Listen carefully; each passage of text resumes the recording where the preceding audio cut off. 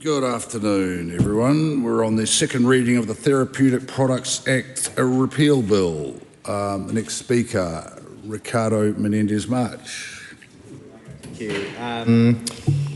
So the Green Party is not supportive of this bill, which we have mentioned before and other speakers have mentioned before. The main issue that we take with this repeal is that it leaves a massive void. And I think it's concerning to hear the minister fall back on a 40-year-old plus piece of legislation to justify the repeal, and it's been really clear by patient safety advocates and actually even people who engage in the very same products that, like natural remedies, that actually had a nuanced view in this bill to see that we're just going to go back to the previous status quo that wasn't really serving people, where we have had patient safety advocates raise concerns around, for example, unregulated medical devices and the harm that those were causing in our community. Some of those medical devices that Aotearoa mentioned, like surgical mesh, having actually created a lot of issues for many people in our communities, and having other jurisdictions that have paused the use of surgical mesh to review its use should actually raise alarm bells here that we're kind of just leaving a void, repealing a piece of legislation and not actually addressing what I think were genuine concerns that we could have worked through constructively, because I don't want to pretend, as submitters noted, that this legislation was perfect. I mean, when we had the therapeutic products bill at the time, that has not become the act, being debated in the chamber last term, we had concerns about the fact that a lot of the issues around, for example, like rongoa, etc., were being left to regulations, and that actually a lot of the success and relationship to regulatory bodies relied on those regulatory bodies being adequately resourced to ensure that actually they were set up to succeed. And actually, when I mean to succeed, I also mean to work collaboratively with communities directly impacted, with the entities that actually, for example, may sell some of those products that would have been regulated under the Therapeutic Products Act, and to give those different bodies and groups the guarantee that their feedback was going to be taken on board. Because as others have noted, the act that we're repealing with this bill covered actually quite a range of products, and those, each of them requires their own processes, their own regulations, their own mechanisms to keep people safe. And again, like the Medicines Act of 1981 is no longer fit for purpose. I think, to me, what's going to be really critical to give, I think particularly when I think of patients, the guarantee that their concerns will be listened to will be what else will come after this repeal. Because I think I just want to make sure we don't leave a void. I think of many people who've been calling, as a response of this bill, been calling for example, a commissioner that deals with issues around patient safety. And many argued, who've been calling for that we probably needed that, no matter what we were doing in this space. But now that this, the Therapeutic Products Act is being repealed, that it's needed more than ever. And I think that should also be something that the government should look at as we progress through the repeal of the Therapeutic Products Act. I think the other areas that I wanted to take note of is that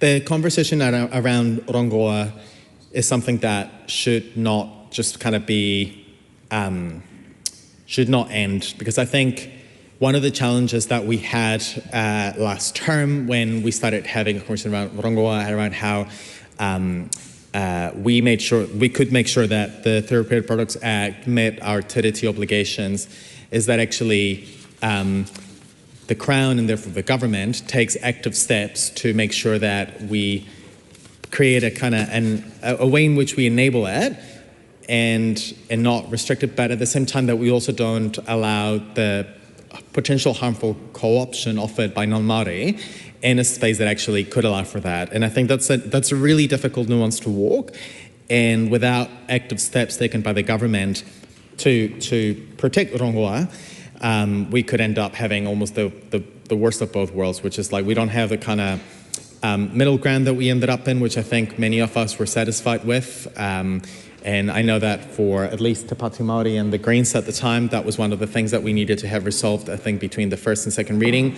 if I recall correctly. And we do acknowledge the previous minister who worked really constructively on the ground to actually have changes made to the bill at the time to have that addressed. But now if we just go into a full repeal of the Therapeutic Products Act, we now do leave a complete void in that space. When I also think of the select committee process, and I was actually quite taken aback by the quite short nature of the report of the select committee, because while the bill in front of us may be really, really short, the impact and the nature of what we are doing is actually in a much larger scale. But if I reflect on the select committee report and submitters' voices who've been really critical, I do want to acknowledge that this is one of those bills that the range of contributions varied, and even if we put aside the fact that the majority of submitters did support a repeal, many of them actually acknowledged that the status quo, so the previous status quo would have not been good enough. And I think that's something that the government should take on board, because once again, the Medicines Act 1981 is not going to be the answer. We need a much more comprehensive regulatory system to ensure that actually we have a good regime for medicines, for medical devices, for natural health products as well. I think I echo the comments from Aisha Verrill around that a much better answer would have been to take on board the pieces that could have been changed, to put amendments to this act rather than do a full repeal. I think also when we talk about for the government to talk a lot about wasteful spending, I think this is one of those areas, as others have noted. We have had public servants done a lot of work and spent a lot of hours actually over, in fact, decades in some cases, to think of alternatives of the Medicines Act 1981. I think that's work that cannot just go to waste now, because if we have had actually public servants think of like, what are the alternatives to the Medicines Act 1981 that we can have? And then we just put this and throw them to the bin. It's in some ways not honouring the mahi that has done and the resources that have been put to create alternatives and in the Medicines Act 1981. This is a field that does evolve quite rapidly, and therefore I do think requires constant legislative attention. And therefore I think part of in a place where we are seeing actually a strangling of access to public resources for the purposes of research, for example, like I worry that we're going to end up with the worst of both worlds. The other area that I'm really concerned with, particularly around the status quo, is that we're going to be moving into a space where we're going to have a lot of unregulated medical devices at a time where our healthcare workforce is particularly constrained. And I think that also creates particularly a really dangerous situation for patients. You have a health workforce that is really, really stretched. Thank you, Scott. Really stretched, and a regulatory regime that is not sufficient. We could end up with more issues around patient safety on the ground happening that will be detrimental to our communities. And look, like, I think this is quite a serious issue. Like, independent of where people want to put the blame on the state of our healthcare workforce, and it is a reality that we do have people on the ground saying there is not enough protection for patient safety. The Therapeutic Products Act was a mechanism for that. It wasn't perfect. But we can't ignore the fact that right now we're heading towards a place where several medical devices will continue being unregulated, a healthcare workforce that is not being supported to do their best, and patients being left out in a really, really dangerous position. I don't think members of the government should treat those concerns lightly, because they have been raised by patients themselves. In fact, patient safety advocacy groups have... Look, I think it's rich for the members who take 30-second calls to, talk about adding value when actually often they do very little than just say, I commend this bill to the House. But in this case, I won't be commending this bill to the House. Todd Stevenson. Thank you, Mr. Speaker. I rise to take a short, but I will take a call on this bill because it is important. So the Therapeutic Products Act repeal bill, and I want to thank the very diligent Health Select Committee chaired by Mr. Sam Uffendale for their work on this, and from other members across the House, including my good colleague Cameron Luxton. The report is short, but I think it's very succinct in what it says. 224 submissions, but the key bit is the majority supported the repeal of the Therapeutic Products Act and acknowledged that something needed to be updated, but they didn't consider that the Therapeutic Products Act was the right act to repeal it. They also noted that excessive compliance costs, regulatory burdens, and the costs that would in turn be passed, these costs would be passed on to consumers and the health system at large.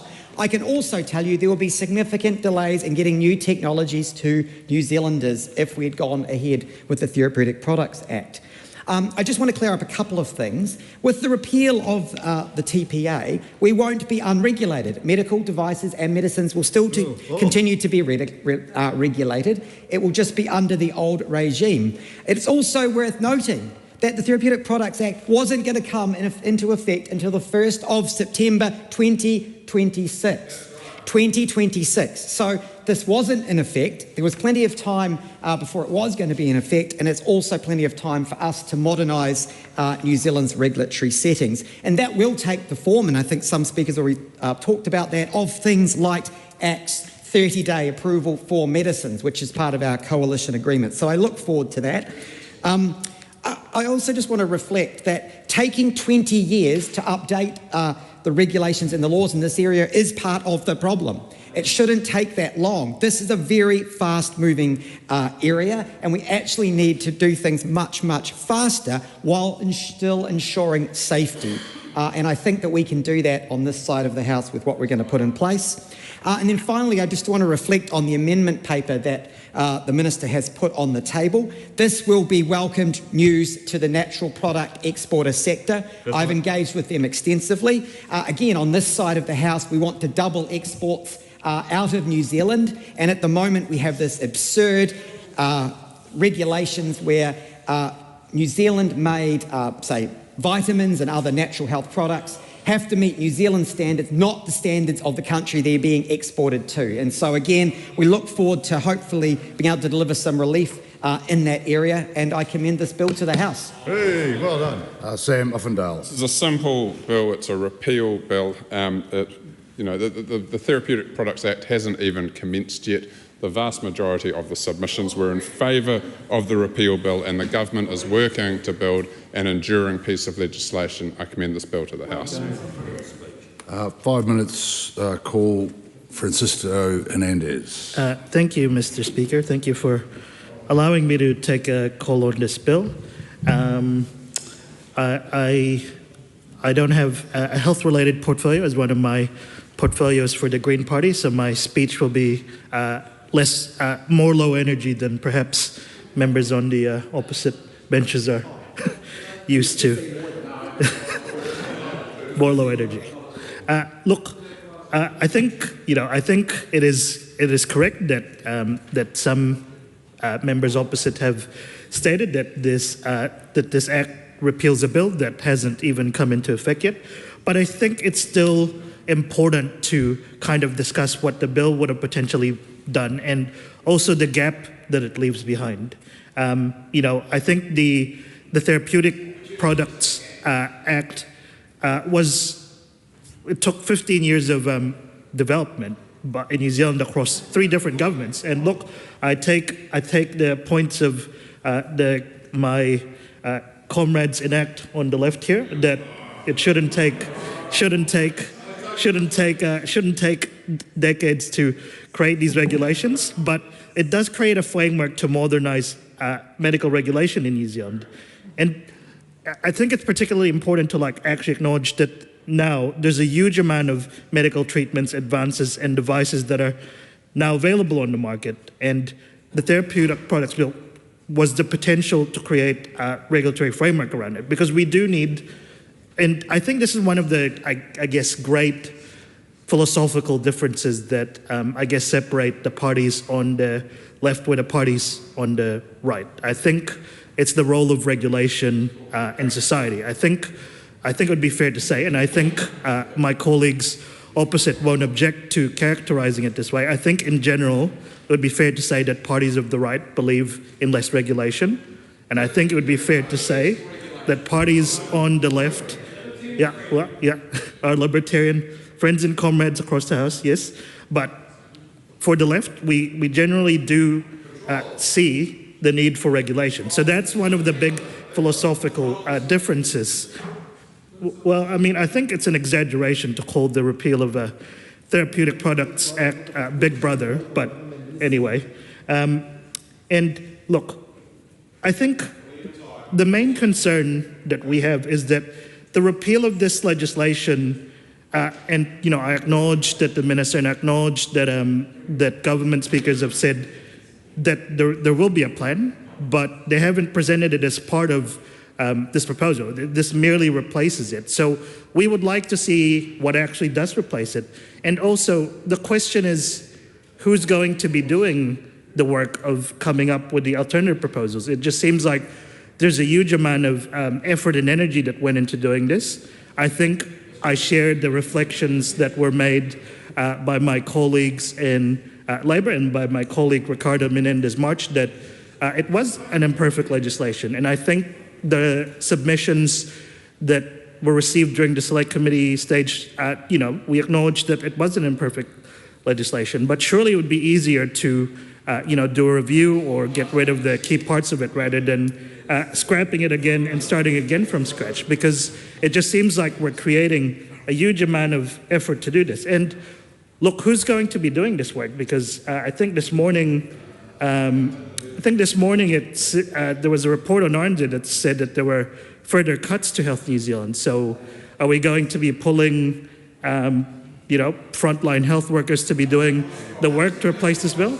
Is the Ministry for Regulation going to be doing the work of this? I mean, who's going to be leading the actual work to replace this bill? And look, if it does end up being the Ministry for Regulation that ends up creating the alternative legislation which replaces this, I mean, we've already shown that the Ministry for Regulation has the highest average and mean salaries out of the wider public service. So is it actually going to be replaced by people with the relevant health expertise from the Ministry of Health to the people at the Ministry of Regulations, which are, is it going to end up costing more money? So I think I've laid out the concerns that we've got with this repeal, in that we're kind of just repealing things without a plan for replacing it.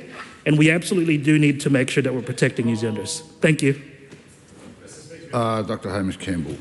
I rise to support the Therapeutic Products Act repeal bill. It does exactly what the title says, so therefore I commend it to the House. Tracy McClellan. Thank you, Mr. Speaker, and thank you for the opportunity to spend a good 10 minutes, I should assume, talking about the repeal of the Therapeutic Products Act. And I must express some consternation and some surprise that members opposite are not so enthusiastic about this. It's almost like they've got no plan, or they don't have anything in particular to say because they don't know what the plan is to talk about it. It's all very well to appeal things. It's all very well to say that you're going to scrap things and stop things and not do things, but it's a whole nother kettle of fish when you've actually got to say what you're going to do instead. So perhaps that's the reason for the brevity from the other side. Mr. Speaker, repealing this Act has been cited by the Minister as a means by which for the government to do something else. And of course we don't know what that other thing will be. We're led to believe, we're absolutely led to believe that the government is going to be developing some better law that's going to get the balance right, and they're all kind of catchphrases that we've heard before across a variety of bills and a variety of rhetoric. But the devil will be in the detail, won't it? And if ever there was detail, it certainly is in the Therapeutic Products Act, it is in the Medicines Act, it is in all of the legislation that currently governs what is a really important part of our life. So I can't wait to see what the government's going to come up with. We've heard several submitters mention the fact that this is a piece of work that really has been worked on over a number of years, and I remember being on the Health Committee last term, and it was a big piece of our, it occupied a large amount of our time. It was a big piece of work under consideration. There was a huge amount of to and fro.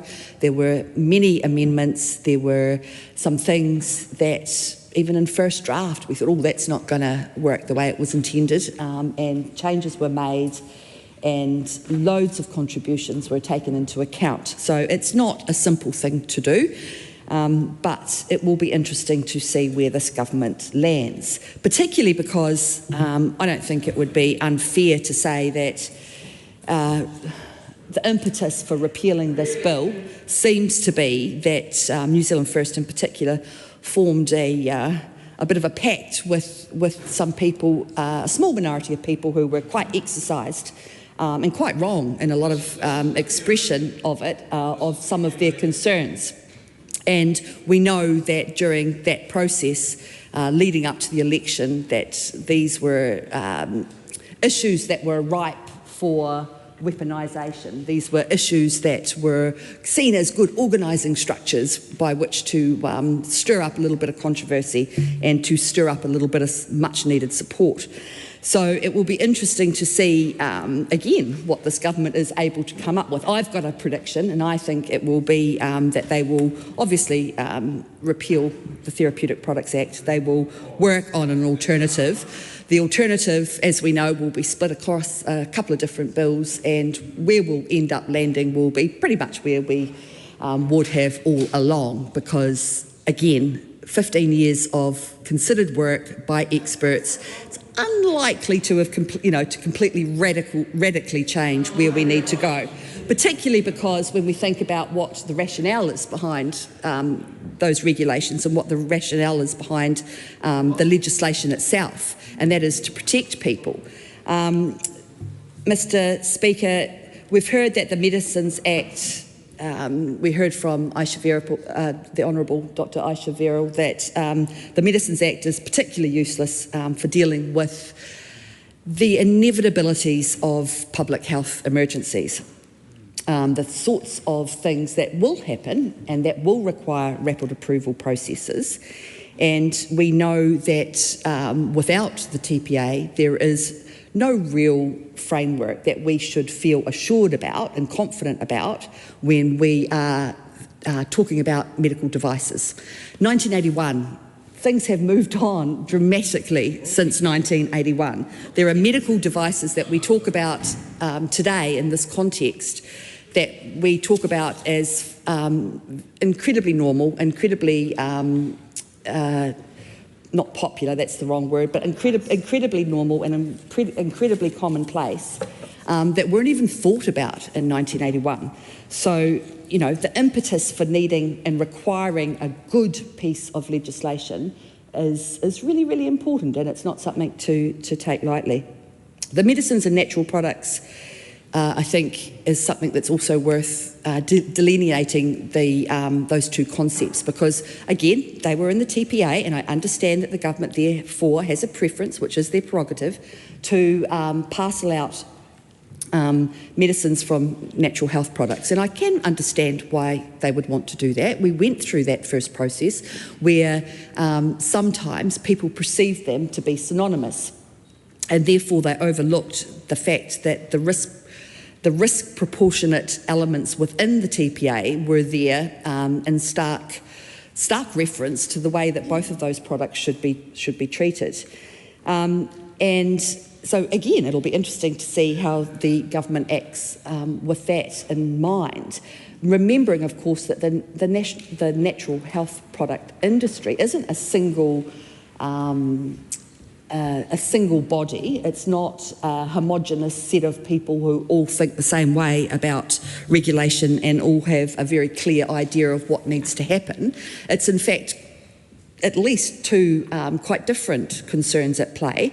We have our exporters who produce top quality, world-leading products, and they want to be able to make therapeutic claims where therapeutic claims exist. And without the TPA, they weren't allowed to do that, which restricted their ability on the export market. And then we have the other side of the natural health product industry, where they shouldn't make therapeutic claims where therapeutic claims don't exist. And actually, consumers and people purchasing products shouldn't. They deserve safety. There needs to be some prevention. For instance, I think one of the examples in the original process was caffeine enemas curing cancer. We know that that's not real. There is plenty of evidence to show that that's not real. But sometimes consumers can be beguiled by therapeutic claims, and if, as a parliament, we don't have provision for those protections, it's not only just preventing people from being sucked in and parting with their money for products that don't have sufficient efficacy. There can be real health harms and real harms to people, not only by taking something that's not what they should be taking, because it may interfere with existing medication regimes, but by them preventing them from seeking traditional and efficacious other proper medical solutions. So it is a complicated area that we're embarking on, and I do sincerely wish the government all the best of luck. As has been said earlier, they are literally throwing the baby out with the bathwater. I hope common sense prevails behind the scenes and behind the need to have that external bravado to those fringe groups that deals have been made with, and that behind the scenes the government and the officials are able to impress upon their government the need to actually look at the body of evidence that exists and not start all over again, because that... Point of order, Sam Offendale. Thank you, Mr Speaker. I think we heard a comment there from the member saying that something to the effect that this legislation was done as part of making deals with side groups. And that's effectively an allegation that part of this arrangement for this bill is that there has been some deal-making process in the background between one of the members of this government and those groups that the member was referring to. I'd think that such a comment there was out of order, and I'd ask for you to consider that. Speaking to the point of order, taking you to Kitty. Thank you, Mr Speaker. I listened very carefully to Dr McClellan's comments, and the inference was around deals, not an implication that the government had... In silence. An implication that there was some wrongdoing. It's certainly in order for a member to indicate that deals may be done in any form where it's sort of heads down the wrong path is when there's an implication that there is a deal for something in return. That is not what Dr McClellan has alluded to in her contribution. Thank you. Just hold on.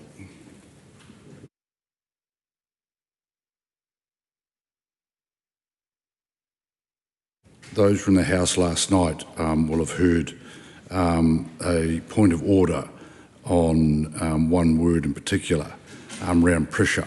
As I said last night, it's in the context of what happened. Is also, if you go to the 55.5 of the standing orders, it also talks about the differentiate between what happens in the House, what happens outside, and particularly before the election.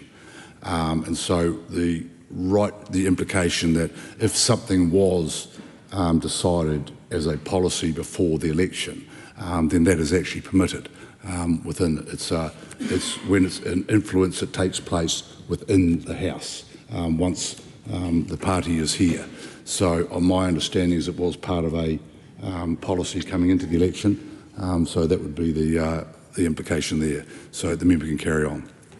Thank you, Mr Speaker. And certainly that was my intention, to highlight the fact that the government parties did campaign on repealing the Therapeutic Products Act, and they campaigned on repealing the Therapeutic Products Act because they, as they're entitled to, are able to listen to certain aspects of certain parts of their constituencies who have particular policies in mind that they wish their representatives to champion, and that is exactly what this government is now doing. And as I said, in the context of my comments was that I now wish them luck. I now wish them all the very best, and I mean that sincerely, for actually taking a wider view, not just the very narrow view that they may have been exposed to before the election when they devised their policy, but now they've got the opportunity to actually look under the hood, take advantage of all of the resource and all of the official resource that they're now entitled to as members of the government, and are able to furnish us with a new piece of legislation in the not too distant future that can allay our concerns about the void that is now going to be left by virtue of the repeal of the Therapeutic Products Act. We do not commend this bill to the House. Carlos Chung. Mr. Chair, when almost every single health professional tells us that TBA is not fit for purpose, repealing the bill is the right thing to do. I commend this bill to the House. The Honourable Willow Jean Prime. Oh, thank you, Mr. Speaker. Gee, I don't know where to start with my 5-minute contribution. There is so much to cover. It'll be the full 5 minutes for your pleasure. But I might just start pointing out that this is one of the thinnest departmental disclosure statements I have picked up. It is one of the briefest. So if I just point out that were any regulatory impact statements provided to inform the policy decisions that led to this repeal bill? No. Was there any external consultation? Has there been any external consultation on the policy to be given effect to by this bill or on the draft of this bill? No. Right then, so this is all just what everybody campaigned on and have brought to the House and agreed in their coalition agreements. And what we have is the government, once again, Mr. Speaker, just simply cutting and repealing. That seems to be all that they really know how to do. Because I have not heard from the 8-second contributions on the other side what the actual plan is. I mean, it's just so easy to talk to yourselves, agree amongst yourselves, not get any advice, not do any consultation, and then to all agree it's a wonderful idea to repeal this because it is politically popular. But did anybody take a minute to consider that your political decisions you are making is putting at risk patient safety? No, that's right. No, you didn't. That's right. Right. Sorry, what? That's not what says? Oh, you didn't make a contribution. I couldn't possibly understand what your reasoning is because everybody only speaks for 8 to 10 seconds on the other side. Mr. Speaker, this bill is taking us backwards, so far back, about 40 years back. The other side of the House doesn't believe that there is any need or reason to modernise the law. You are repealing something that takes us back to the Medicines Act 1981. Where is your plan? No plan, Mr. Speaker. Tell us what it is if I'm wrong, because nobody has made a contribution to elaborate on that. Mr. Speaker, by repealing this act, the government has not brought forward an alternative. And I want to just highlight one issue that is impacted, that this repeal impacts. And I encourage you all to not just simply say yes. Why did you not want to have advice on this? Why did you not want to do wider consultation on this? Because if you have done that, you would have learned that, for example, Patient Safety Advocate is horrified at the government's plans to drop Therapeutic Products Act. I am a former minister, Associate Minister of Health, and I was responsible for the harm, for righting the harm that has been done, wait for it, by surgical mesh. Anybody thought about that? Anybody know the history of that? Everybody comfortable with the fact that your repeal without a plan will expose more people to harm? You okay with that? Just Sorry, Mr. Speaker, less not you. first person. That's Thank right, you. not you, Mr. Speaker. Them.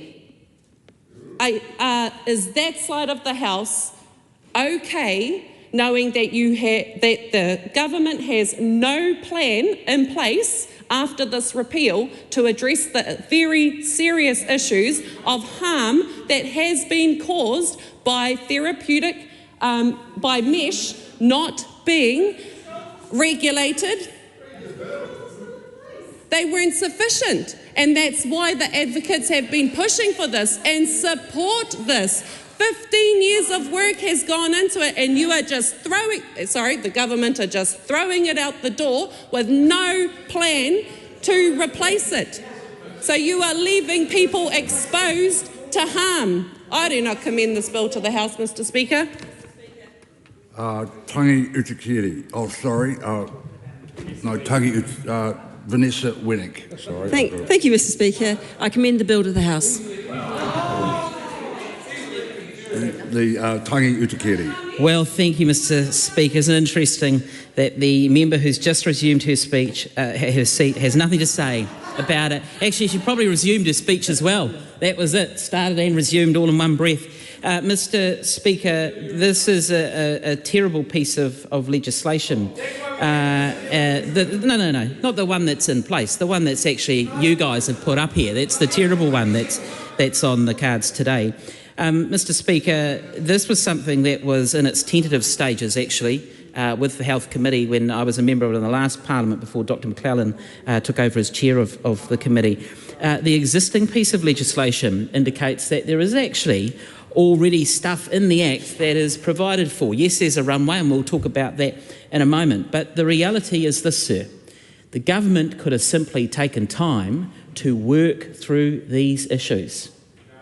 Why is it that we are here under urgency wishing to rush through the repeal of an Act that actually doesn't come into play until late 2026? Why is it that the clocks still say that it's Tuesday here in this place at a time when this government want to ram through a piece of legislation through all its remaining stages in order to tick a few boxes? And really, it's quite simple.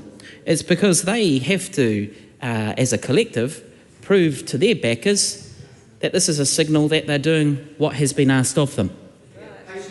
That's all it's about. Nothing about the aspects of the existing piece of legislation that actually would make a difference, and my colleague, the Honourable Willow Jean Prime, has touched on just one, and that's surgical mesh.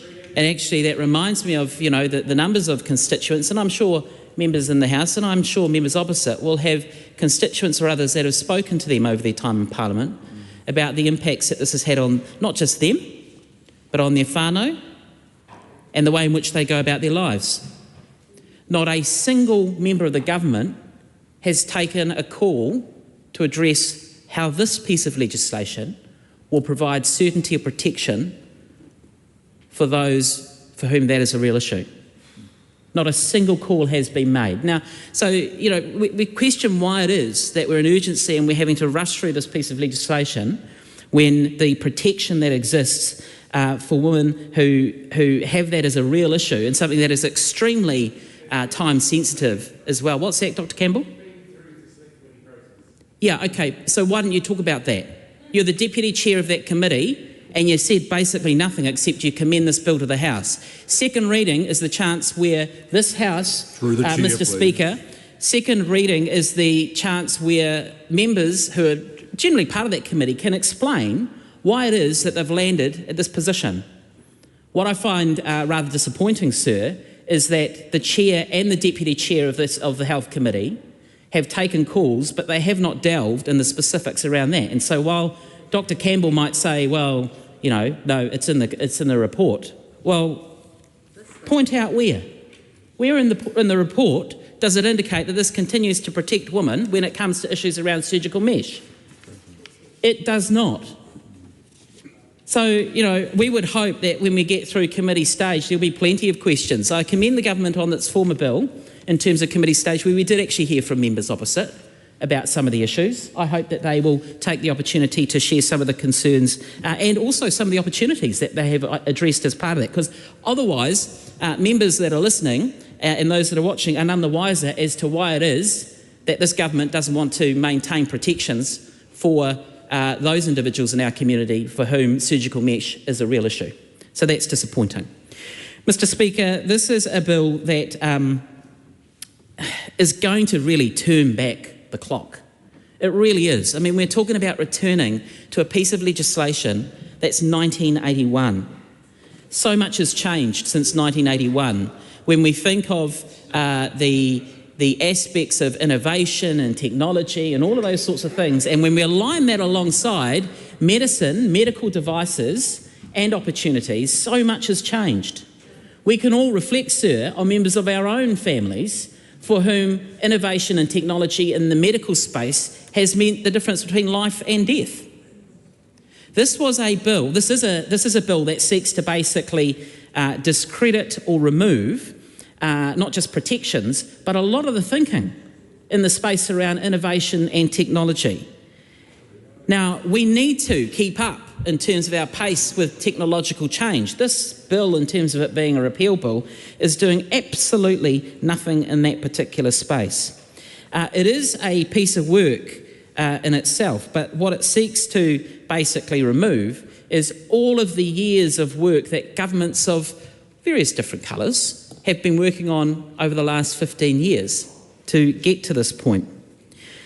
Sir, I have had an opportunity to look at the Select Committee report, and it didn't take very long because it's actually very brief, let alone the fact that they had, I think, over 224 submissions, but not many of them have actually been covered. There's one bit of information there that has been raised in the report, and I do want to just touch on it because I do think it's going to have an implication on a particular subset or sector of our community for whom this will make a real difference. And it's on page 4 of the report, sir, and it talks about the fact that at the moment there is a section of the Medicines Act, which is section 29, that does actually allow doctors, specifically doctors, to request the supply of medicine that hasn't been approved by MedSafe.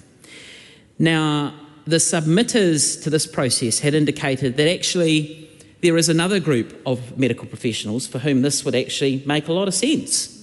And that's those of nurse practitioners.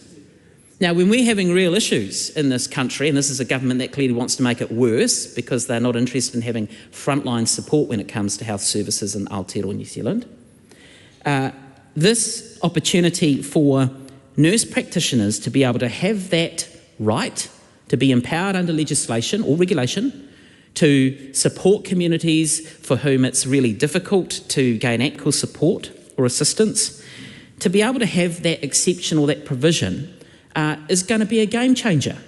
When I think about rural communities, when I think of other communities who rely on the support of health professionals and in particular nurse practitioners, this change is going to basically gut that opportunity within the time frame through to late 2026. Why? Because the existing piece of legislation that is currently on the books would have allowed those prescription powers to basically be extended to include nurse practitioners. And I don't know, sir, about your final electorate, but I know in mine that nurse practitioners are doing some really good work, whether it's around diabetes prevention, whether it's in the asthma space and respiration, and then a whole lot more. Why is this government, on the one hand, wanting to basically slash funding in health and supporting frontline workers, and at the very same time they're removing the various tools in the toolkit that will support the practitioners for whom this would make a real difference, and the flow and effect of that is through to the households that would benefit of that. So it is very disappointing that that's a particular view that they have formed. And of course, if we step back and look at that, it's not just the legislation that would say, yes, all nurse practitioners would be able to do that. What the existing legislation empowers is both the Nursing Council to provide approval for it, alongside the Minister of Health. So it's not just saying that there are no guidelines here or people might call it hurdles, but no hoops to go through. This is saying that there is a regulatory and legislative process that would support and empower communities to be able to receive that support in their time of need if that was what they needed to do. We haven't heard much from the government around this, Mr. Speaker. And, you know, what I would really like to hear is how this change is going to make it safer for our communities. How is having a piece of legislation, a law, drafted and enacted in 1981, I'm not saying that all laws that are historic need to be redrafted and reenacted, but what I am saying, Mr. Speaker, is that when it comes to medicine and healthcare, innovation and technology, when we have those changes that are taking place, governments need to be agile and responsive to those, otherwise our communities miss out. This is a short-sighted attempt to basically cut that opportunity off at the knees.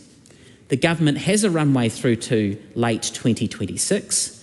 The only reason that we are progressing this under urgency this afternoon is because they simply need to tick a couple of boxes to those who have asked for this rather than looking at the bigger picture. We will continue to oppose this in light of the silence from the government. Carl Bates. Thank you, Mr. Speaker. This is pretty simple. It's a bad piece of legislation. We're getting rid of it and then we're going to replace it. I commend this bill to the House. Lawrence Zunan. Thank you, Mr. Speaker. Lawrence Zunan, you are looking, I take it that you are applying for the Te Pāti Māori's 5-minute call. Yes, I am, in accordance with parliamentary practices. Very quick off the mark. Lawrence Zunan. Thank you, Mr. Speaker. I rise on behalf of Te Pāti Kakariki to also take a 5-minute call to express that we do not support this legislation. And there are a number of reasons why. Mr. Speaker, I think first of all, there are two main concerns with this particular legislation more broadly. Number one is why? I think when we are looking at putting legislations through the House, there is an intended purpose and a clear trajectory forward on what we're expecting to be the next step, and what we're expecting it to be the benefit to Aotearoa and to the people as opposed to a tit for tat. So I think some of the things that I would like to explore more during the committee stage, and some of the things I have seen from the very brief report from Select Committee is around the fact that people do not have the level of certainty to what it means if this is repealed. So I guess my question is, why are we repealing a bill as opposed to bringing something fully fleshed? The government parties keep on mentioning that it doesn't come into effect until 2026, which I understand, in which case it actually does give the government parties some time to put out a fully formed bill as opposed to repealing something that isn't in effect yet and completely leaving a vacuum to what is to come.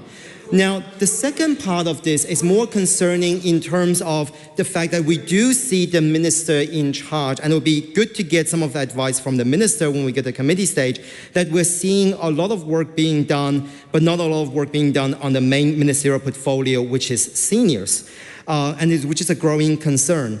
But in this particular bill, I think this is one of the reasons is that we're seeing this tit for tat in Parliament where we are repealing each other's bill over time. And one of the comments that the submitters have made is the wasted time and energy that it costs people and it costs everyone, because some of the consultations and some of the changes and some of the money have already been spent in line with the TPA, despite the fact that it doesn't come into effect later.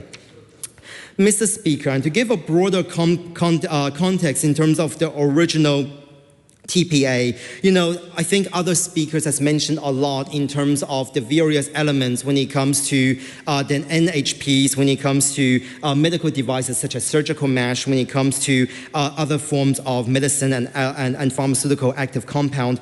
But I think one of the things that is clear when we're looking at the original purpose and intent of the TPA, of the Therapeutic Products Act, is the fact that it wants to do what's best for people of Aotearoa in terms of having that genuine engagement and consultation with the public in the process of putting together those secondary legislation to be ready for that 2026 launch date. It is about collaborating and co-creating with the people of Aotearoa rather than putting something forward and just decided that, you know what, this is what we're going to do. We don't care what people think. This is, it is, and expect other people to be brought along as a part of this. But Mr.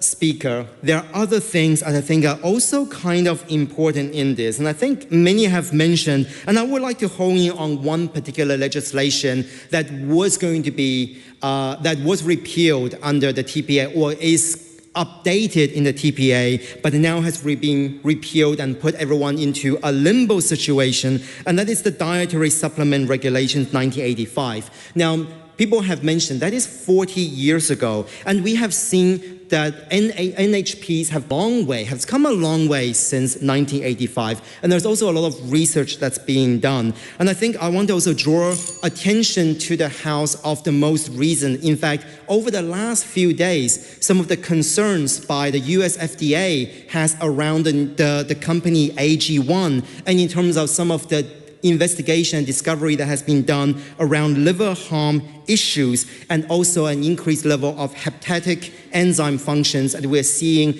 with NHPs. And in fact, this is something that I is currently investigating. And I think this is a really important point to mention in the context of when we are repealing this bill. And again, Mr. Speaker, there are a number of questions that we would like to ask and get clarification on from the Minister. Particularly, the other thing to mention is the complete lackluster Department disclosure report. There is no regulatory impact statement, just nothing. We're just repealing it with no additional information. So we're really keen to discuss that at the committee stage. Thank you. The question is that the motion be agreed to. Those of that opinion will say aye. Aye. To the contrary, no. No. The ayes have it. Please conduct a party vote. New Zealand National. 49 votes in favour. New Zealand Labour. 22 votes opposed. Green Party of Aotearoa, New Zealand. 15 votes opposed. ACT New Zealand. 11 votes in favour. New Zealand First. 8 votes in favour. Te Pāti Māori.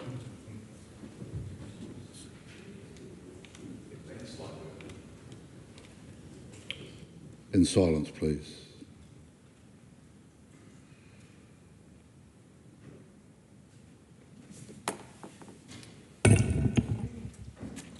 The ayes are 68, the noes are 37. The question is agreed. Products Act Repeal Bill, second reading. The Therapeutic Products Act Repeal Bill is set down for committee stage immediately. I declare the House in committee for consideration of the Therapeutic Products Act Repeal Bill.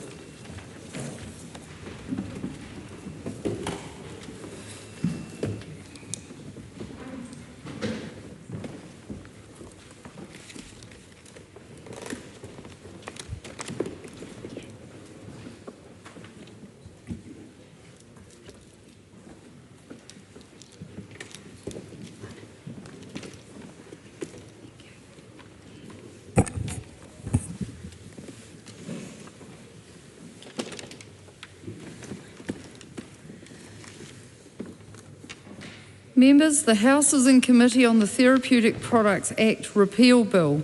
We come first to Part 1. Part 1 is the debate on clauses 3 to 6, repeal of Therapeutic Products Act 2023 and related matters. The question is that Part 1 stand part. Lawrence Shunan. Thank you, Madam Chair. I want to start off by asking the Minister some of the broader questions, and I'm looking specifically in the context of Clause 3 when we're looking at the Therapeutic Products Act 2023. Now, although this clause might seem quite simple, the ramifications of it on a hundreds of page bill and act with over 400 clauses is quite substantial. So this particular clause can't be taken lightly. So I guess my first question to the minister is, what is the alternative? Why bring this bill to the House without a fully fleshed alternative already in the works? That is my first question. Thank you. Dr. Tracy McClellan. Thank you, Madam Chair. And I too think that we have a series of questions, and it's probably quite congruent with a bill like this that we perhaps make them a bit more sort of quick fire questions and give the Minister a chance to answer in bulk. So I agree with the question that's just been asked, and I suppose on the back of that, I'd also like to know how does that abbreviated pathway address the complexities of regulating medical devices that currently lack suitable oversight, such as surgical mesh and pacemakers would be another good example of that. We know that with the Therapeutic Products Act that is being repealed, there's been several mentions of it this afternoon about it coming into effect in September 2026. But of course, before that was to happen, that was the runway, wasn't it? Before that was to happen was a huge amount of consultation and work in regards to that secondary legislation and those regulations. So what is the Minister planning in that sphere to give us the requisite, so I suppose, that if we're just thinking about medical devices as an example, as a first question, how can she address those complexities?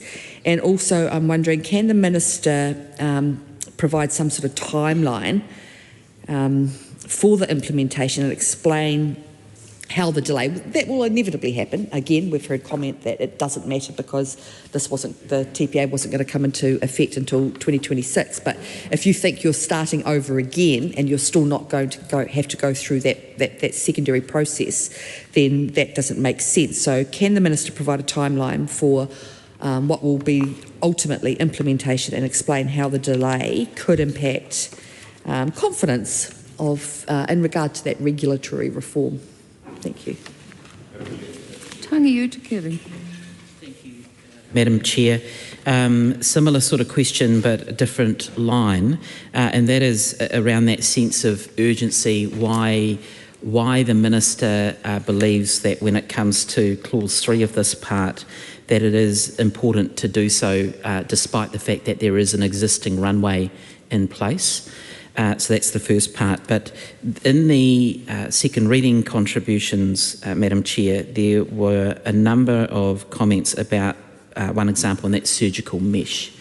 And so how does the Minister intend that, as colleagues have touched on, any new pathways that may exist, how will issues like concerns around surgical mesh and others, I accept that there are other considerations there, but I just want to touch on that one for the time being, that as a result of this legislation, as I understand it, there will then be a void in terms of any oversight over issues that relate to surgical mesh. So how does the Minister intend that this part of the bill seeks to address or mitigate those concerns that certainly have been raised by constituents and others, and I'm sure that some colleagues who may be watching from home will be interested in that as well.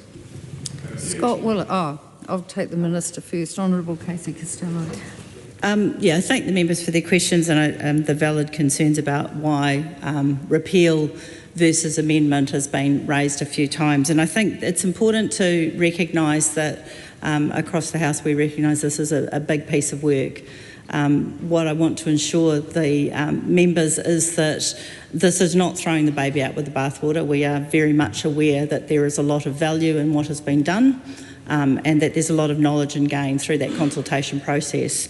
But the purpose of the repeal is so that we aren't working towards a piece of work that we are going to spend a lot of money, a lot of time, as being mentioned, developing the secondary legislation. We really needed to clarify the position, and that was the separation out of natural health products from the medicines and medical devices component. So the pathway forward, is, as I said in my second reading speech, is the development of the medical products bill, and we have a lot of information and learnings. But one of the big discussion points we had was the concerns, and I think it came through with the Select Committee. There was a lot of concern about the over-regulation, that we have significant issues, like has occurred with surgical mesh, that we weren't having a risk-proportionate approach in this regulatory framework that would allow us to differentiate high-risk products.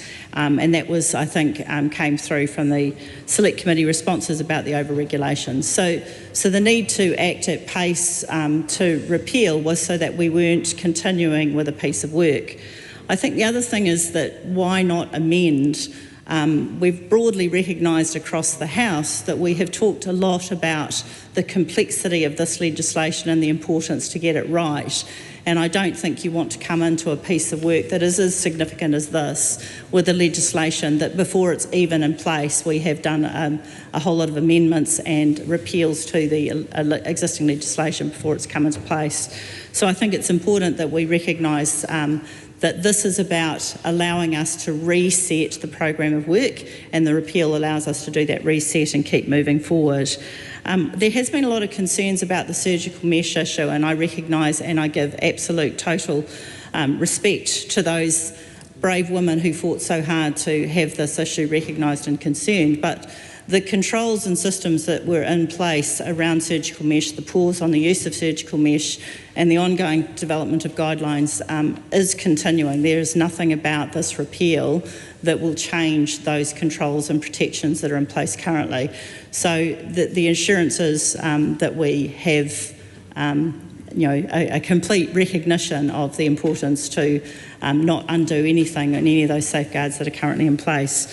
So I think it's the program of work from now, in terms of timeline. I'd love to give you a fixed timeline at this point, but the repeal is the first stage. But the intention is now we will be developing the replacement legislation, but also working on the secondary legislation at the same time. And I think you heard a lot in the process. There was a lot of concern that there was primary legislation without secondary legislation in place, and there was a lot of unknowns.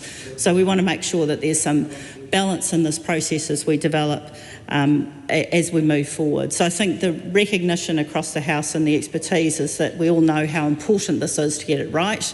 We all know how important it is, this program of work. But we also had to recognise that the legislation as it was creating a much bigger regulator and need, because we had incorporated natural health products into that development of a solution. So it was about how we differentiate that. So I hope that's answered some of those questions.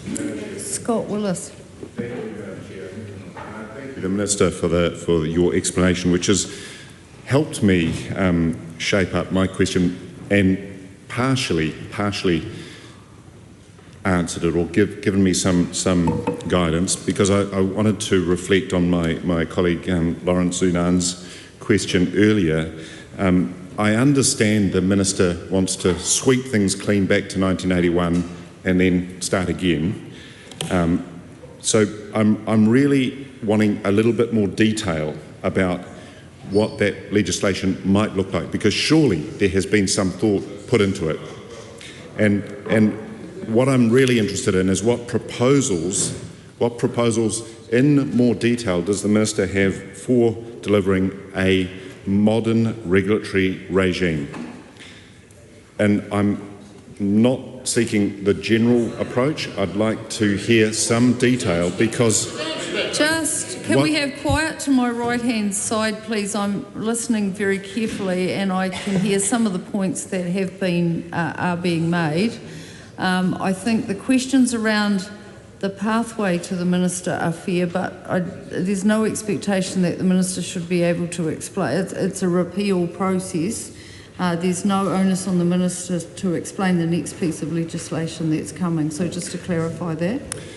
So I do understand that this is a repeal, but what we are hoping for and what we had expected to see was that there had been some thought into not just breaking, but also making, because what we've seen from this government is a case of vandalism over the past year, breaking and repealing legislation. This may not have been the most perfect legislation, but we haven't seen anything positive. Creation is a difficult thing, and this is what we've got. And we've heard from members opposite that this bill took a long time, an accusation that it was very slow in the process, 15 years. So the irony here is that it is being slowed down. A modern regulatory regime is being slowed down even further by a repeal. That's the irony of what we're facing here. The government is accusing the previous government of taking a long time and now is doing even worse. So why not spend some time to do it right? I'm really seeking some greater clarity from the Minister. Thank you. Madam Chair. Honourable Willow Jean Prime. Yeah. I listened to that explanation from the Minister, and I do have further questions around this, because the option they have chosen is to repeal. We hear that the government recognises the need to have something to replace this. We are being told that there has been some thinking that has been done around that maybe a lot of the work that has gone into it may not be wasted, and that some of it can inform that work that they're doing. But when I was listening to that contribution, given that this wasn't going to come into effect until 2026, I don't understand why we are having to rush through this repeal under urgency just before Christmas. If you had plenty of time before it actually came into effect, the Minister, the government, could have done that further work that the Minister said was being done and came back with amendments to this legislation, and not, in fact, just have a repeal and start with a clean slate and so on. So I want the Minister to explain why it is so necessary to rush this through urgency when it wasn't going to come into effect until 2026. And you know further work has to be done, and the government knows that it could have addressed those issues with amendments. So the question is, why is this being rushed through now? Honourable Casey Costello. I thank the member for her questions, and I note as a former health minister, she will appreciate the complexity of developing this legislation, and that it wasn't that we had a piece of legislation that was going to appear in 2026 and we had time to work on it. As we've heard, there was a huge amount of secondary legislation to develop. There was the IT systems and information systems that needed to be developed to deliver the product. So therefore, if we had continued work on that piece of legislation, then we would have been committing a whole lot of resource that wasn't necessarily be done. So it's important to get some really clear frameworks around what needed to be done. I think in terms of the member from the Green Party who was questioning about the future state or what it looks like, I think we need to get back to the point that there is a lot of work to be done in that future state, but this is about repealing this existing legislation. I think that one of the things the Select Committee heard and recognised was that there was a lot of issues to be dealt with. There wasn't a huge amount of support for the legislation as it was. So rather than floundering around for an extended period of time, with uncertainty, it was really important to demonstrate to the sector a clear path forward, that we weren't going to be continuing with this piece of legislation. We were going to carve out natural health products. Those decisions needed to be made to make some clear direction, both for the officials developing the legislation and all of the external expertise that we will need to bring in to make sure this legislation is truly fit for purpose and delivering exactly what all members across the House want, is a robust and future-proofed delivery of medicines and medical products to New Zealanders. Todd Stevenson. I move that debate on this question now close. Dr. Lawrence Yunan's been on his feet for a little bit, or trying to, so I'm going to let him have a question, but the Minister's been very forthcoming in answering the whys around this part one, so please make it very succinct. Thank you, Madam Chair. And I will have other members know that I always reference the clause number and I'm always on the correct part. That's why I took your call. Thank you so much, Madam Chair. I think just to Madam Chair, the reason we're asking a little bit of question around clause 3 is because there's no information, there's no departmental report whatsoever on this. And this is very clear in the departmental disclosure statement that no work has been done around identifying the issues around this particular repeal. So I want to just ask a following question for how the Minister responded to question 3 before I want to move on to the Minister's to clause 5 and 6, but also in particular to the Minister's amendment paper, which hasn't gone through Select Committee, and this is amendment paper 239.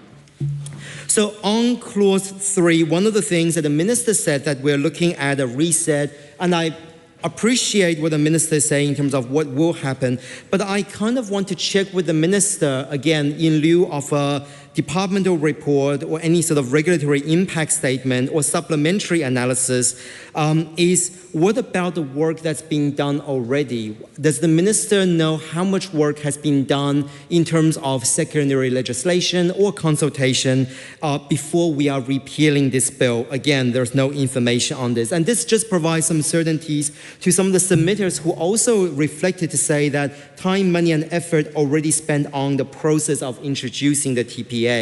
But also, if the Minister wouldn't mind clarifying, if there were work that is being done on this, has the work stopped since the Minister came in to become the Minister for Associate Health, or has that work stopped when this bill went through first reading or is being introduced into the House? Again, that is significant, I think, for the public to realize whether that has been something that has stopped so people didn't waste their time working on consultation and etc. over the last year and last 14 months to be exact.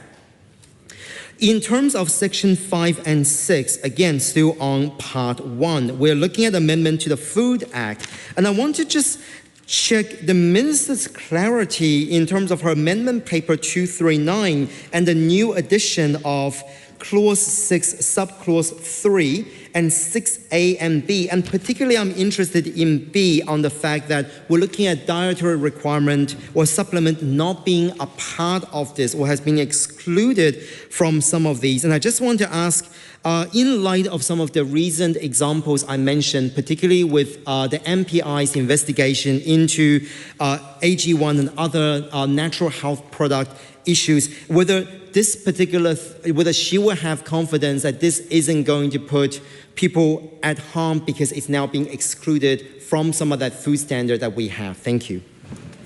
Honourable Casey Costello. I thank the member for his questions and his concerns about the future state and recognise that there's important information, but I think for the purpose of this discussion, we need to be focusing on the repeal bill. In terms of when work stopped, if you bear in mind the legislation was passed about 3 months before the election, so work stopped as soon as that commitment to repeal was put in place. So we were able to work and develop concepts and theories around the future state, but beyond that detail, it's sort of beyond what we're discussing here in the bill.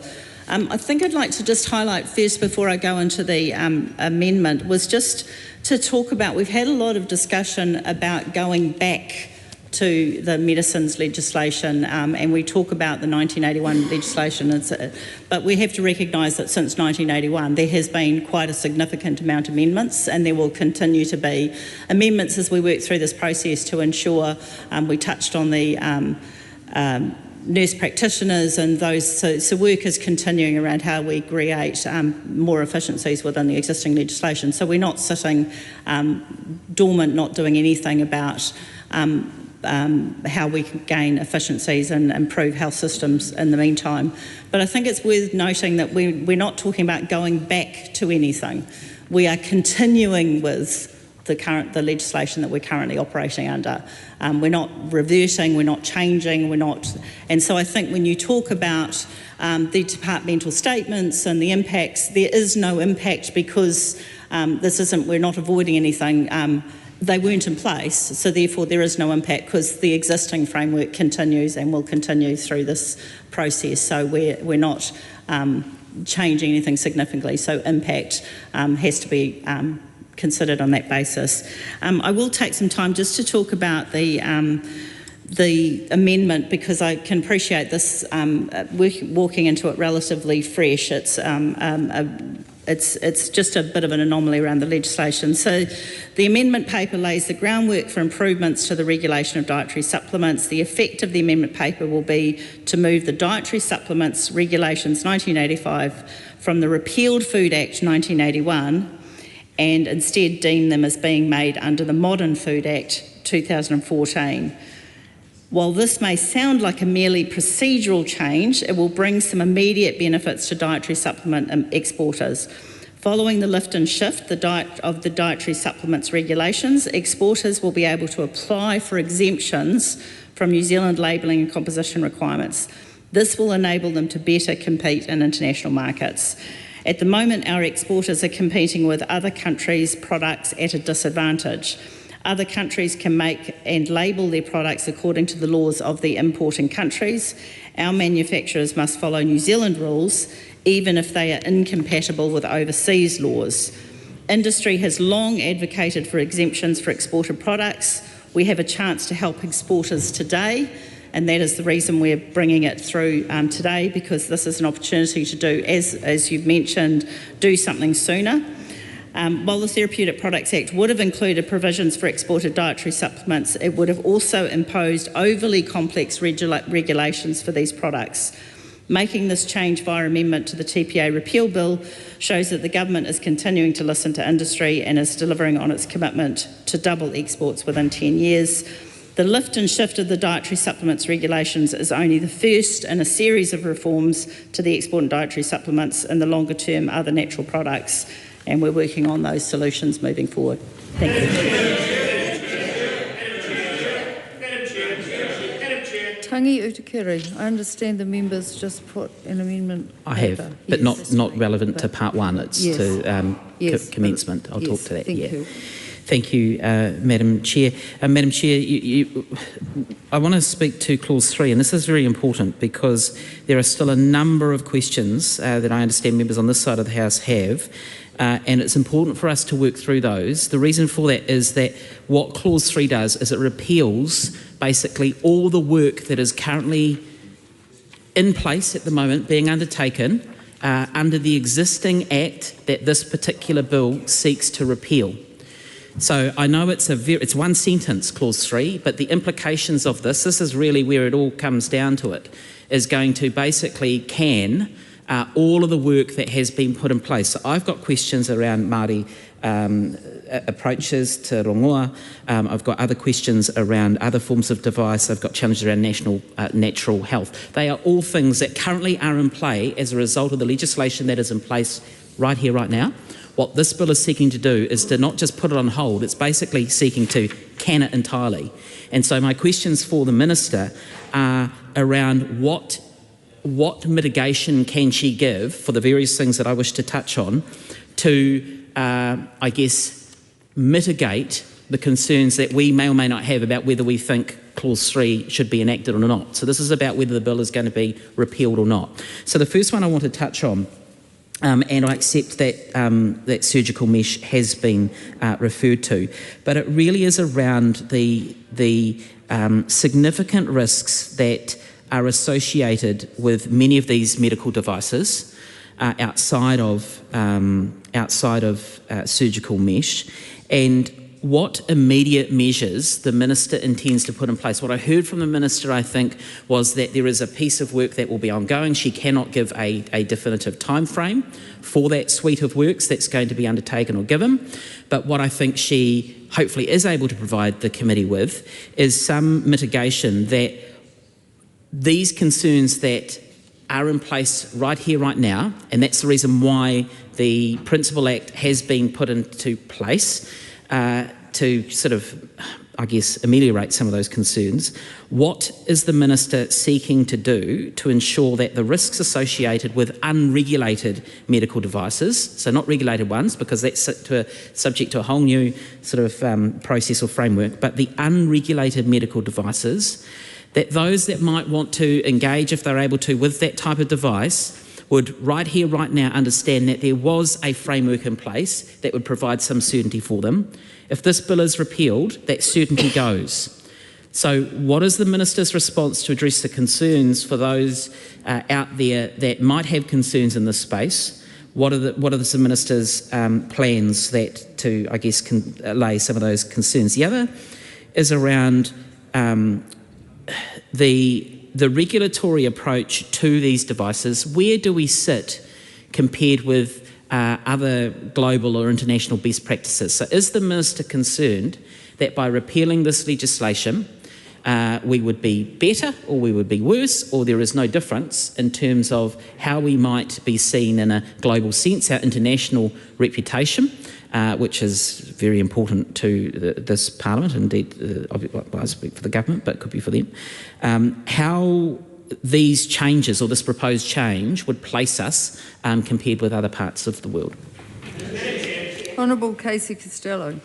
I can thank the member for his question and recognise, but the repeal doesn't change anything around medical products and devices that currently exist. At the moment, the legislation, as we've said, wasn't in place, so there were no controls, additional controls that were in. So the repeal doesn't change the state of things, and in fact, there is, from the feedback we've received, and I think from the Select Committee, was that the risk of over-regulating and not having a risk-proportionate legislation would actually have made things harder for medical products, particularly in an advancing technology environment where we need to be able to be nimble and recognise and approve products quicker. So there is no impact on that basis. In terms of international relationships, as I understand, I think at the moment, and I think it would have been recognised as this legislation was developed, that in terms of New Zealand's approach around medical devices, we were a bit of an outlier in terms of the other countries' approaches to controls around medical devices and medical products, which is why we're pushing forward with this legislation. Suze Redmayne. The question is that debate on this question now close. All those in favour say aye. Aye. To the contrary, no. No. The ayes have it. Party vote has been called for. Please, Clerk. New Zealand National. 49 votes in favour. New Zealand Labour. 22 votes opposed. Green Party of Aotearoa, New Zealand. 15 votes opposed. ACT New Zealand. 11 in favour. New Zealand First. 8 votes in favour. Te Pāti Māori.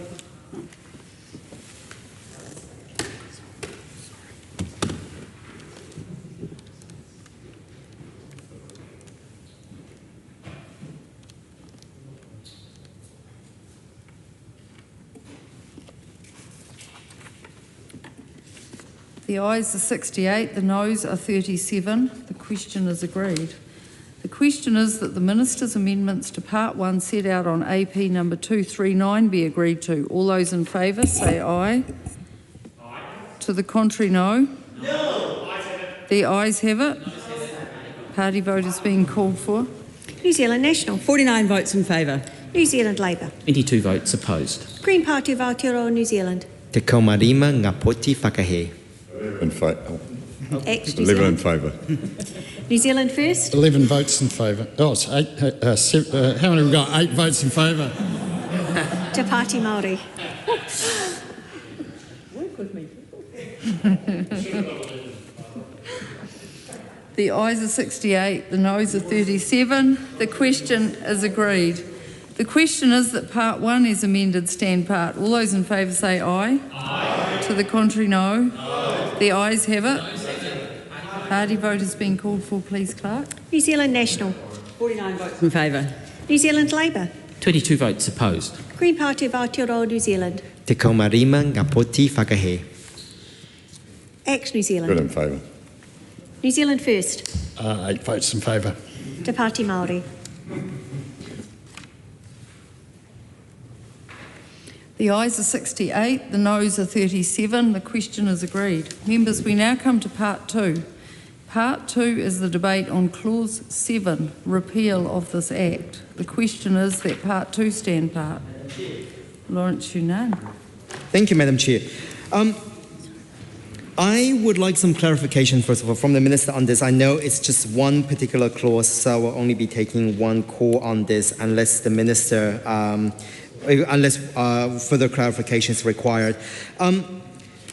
Can I just check that this is in reference to, and I know this is probably because it's quite late, this is in reference to the Therapeutic Products Act and not in terms of repealing the Therapeutic Products Act repeal bill, or is actually to do with the repeal of the current legislation? If it's the repeal of the current legislation, then we do have an amendment on this, which is to extend the repeal on the close of not the 28th day, but the 128th day, in order to provide further confidence for people and for some of the areas. And I want to address one particular submitter, and this is the Royal New Zealand College of General Practitioners, the Optometrists and Dispensing Opticians Board, and the Federation of Women's Health Council, who are all concerned that if the repealing of the TPA without a replacement,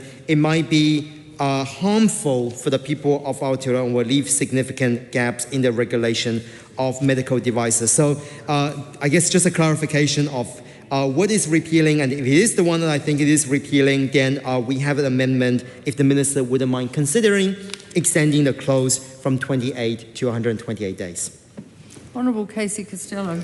It's, I suppose, a technical explanation in this is that effectively, once this Act becomes an Act, it repeals the Therapeutic Products Act, and then this Act repeals itself within 28 days because it's repealed its Act. So it's a technical process. Madam Chair. Sam Muffindale. I move that debate on this question now closed. The question is that Part 2 stand part. All those in favour say aye. Aye. To the contrary, no. No. The ayes have it. Party vote has been called for. Please, Clerk, conduct a party vote. New Zealand National. 49 votes in favour. New Zealand Labour. 22 votes opposed. Green Party of Aotearoa, New Zealand. Te kamarima ngā poti whakahe. Act New Zealand. 7 votes in favour. New Zealand First. 8 votes in favour. Te Pāti Māori. The ayes are 68, the noes are 37. The question is agreed. Members, we now come to our final debate, clauses 1 and 2. This is the debate on title and commencement. Thank you, Kerry. Oh, thank you, Madam Chair, and thank you for foreshadowing earlier that I have an amendment in relation to this part of the debate. There could be one around the actual title of the bill, and often, Madam Chair, as we all know, not often, it should really, the title should always be what it appears to do, and I guess you could say that, this is a repeal bill, it simply does that. It might be that others might consider that there needs to be something in brackets to effectively sense the trigger for the reason for the appeal, and there will be plenty of options there. When I reflect on some of the contributions that have been made and what it will mean, i.e. perhaps bracket, not taking community health seriously, close bracket, bracket delivering for those that we'd like to deliver for, underline, close bracket. But look, Madam Chair, I have an amendment paper which is related to Clause 2, which is the commencement clause. As we see currently, it is proposed that this repeal bill will come into force on the day after Royal Assent. If Royal Assent is received today, or whether it's received perhaps next week, it'll kick in thereafter. What I am suggesting, Madam Chair, is that the words "on the day" be replaced with 12 months. This gives a 12-month window for the government to think about the potential implications of this particular bill. The Minister has talked about the fact that, yes, there is a little bit of work that's happening, but there's not much really to be gained in delaying the Royal Assent for this. We on this side, certainly in Labor, disagree. By providing a 12-month window to allow for some of the issues to be worked through. When I reflect on some of the issues around surgical mesh and other medical devices, particularly those that are unregulated, a lot can happen in 12 months. And so this could, if this amendment is adopted or agreed upon, could lend itself alongside a suite of work that the government might be doing to ensure that any changes are not just timely, but are able to take into account any changes in innovation and technology. So firstly, I'd be interested in the Minister's thoughts around that. I really don't see how this could, I know that sometimes when you look at a longer period of time, you could talk about that creating a bit of a delay. Well, when this already has implications listed in the Principal Act to come in late 2026, a 12-month period, even if Royal Assent is given the end of this calendar year, would still be the end of 2025. So that still provides a lot of time leading into the 2026 calendar year for the Minister to perhaps think about how that might work. Now, it might be that the Minister believes that the Royal Assent once given, that this should just come in because it does provide a different time frame. But we'd be interested to hear from the Minister around why a one-year period would be unsatisfactory in this context. Honourable Casey Costello. Thank you, Madam Chair, and I thank the member for his amendment. Unfortunately, the 12-month delay would mean that we wouldn't be able to implement the dietary supplement lift and shift into the new Food Act, and I think that the opportunity for that sector to develop their export markets and respond would be highly disappointing for no real benefit. And as we've said, the repeal is about providing some clarity in the work frame and the work program ahead, so I see no benefit, so I won't be supporting the amendment. Dr. Lawrence Yunnan. Thank you, Madam Chair. I want to first, again, checking with the Minister, and I know that the Minister talks about commencement date, and we also support our colleague Tangi Witakiri's amendment around some of the delay. But hearing from what the Minister is saying, I wonder if the Minister would consider, for example, putting in a delay around the commencement date for the bill itself, but then can separate out and saying that the clause 4 to 6 could be coming into effect after Royal Assent if the Amendment 369 from the Minister is a genuine concern from an NHP perspective and from an export perspective. I wondered if then the Minister, let's say, make that kind of adjustment, and I don't know if Tangi Witakiri, our colleague, will be open to that, having those two being separated out. Again, I think the Minister is looking at two. We can possibly have both and look at two separate issues, one in terms of export, one in terms of the reassurance from medical products and also pharmaceutical perspective. But just coming to the title of the bill, I think in terms of the title, and we hear from the minister on what the minister is trying to get at with this bill, but it generally does provide uncertainty for us to see this bill being dropped at this particular moment without a clear steer of where we're going as we're discussing with this committee stage. So I wondered if the minister would be open to considering this to be this act is a Therapeutic Products Act Repeal Delay Act, just because we are seeing that delay in the process. But also, I really want to sort of also round up what the minister is saying in terms of the amendment paper 239, and particularly in the context of exports. And I think for me, as the Green Party's trade spokesperson, it also brings a different level of concern, which is the concern that we're seeing with US FDA and also potential non-barrier tariffs or additional sanctions if we don't have a particularly tight or up-to-date amendment when it comes to exports of our product. So would the minister then consider the title of this act as this act is the Therapeutic Products Act Repeal, but potentially creating sanctions on Export Act 2024? Tom Rutherford. Debate on this question now closed.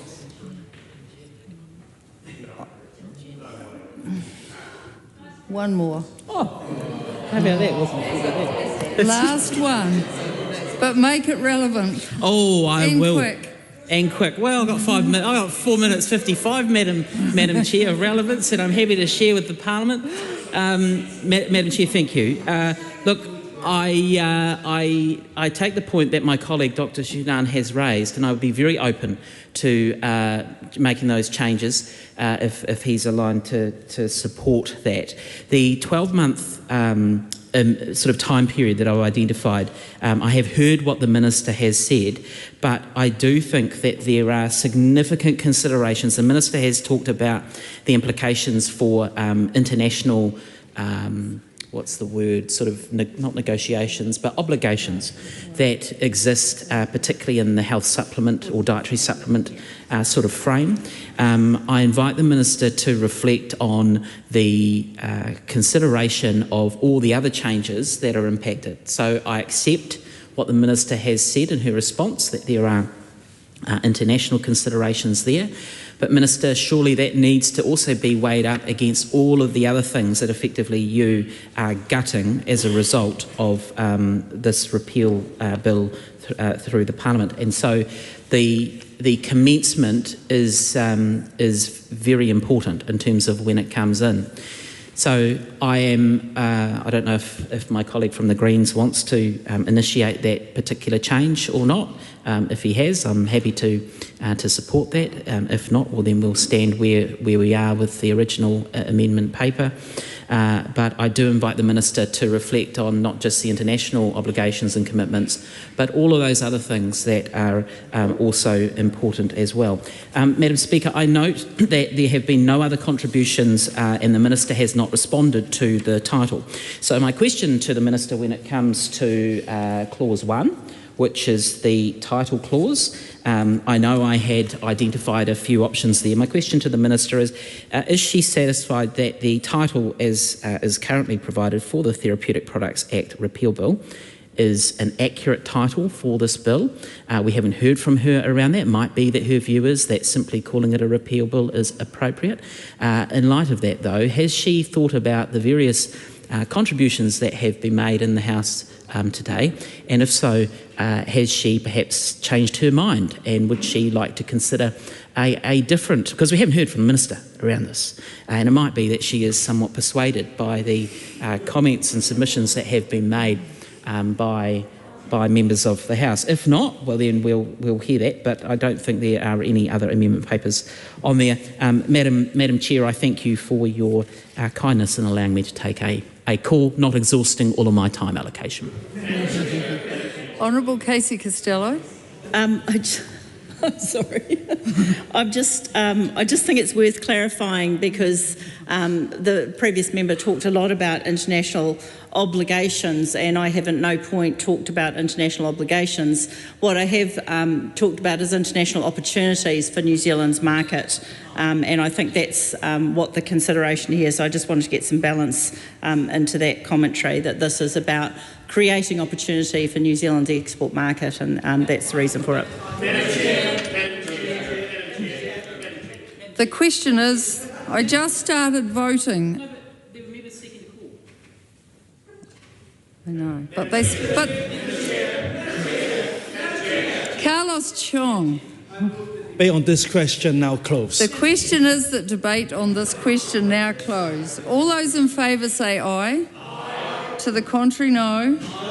The ayes have it. A party vote has been called for. Please, Clerk, conduct a party vote. New Zealand National. 49 votes in favour. New Zealand Labour. 22 votes opposed. Green Party of Aotearoa, New Zealand. Te kaumārima ngā poti whakahe.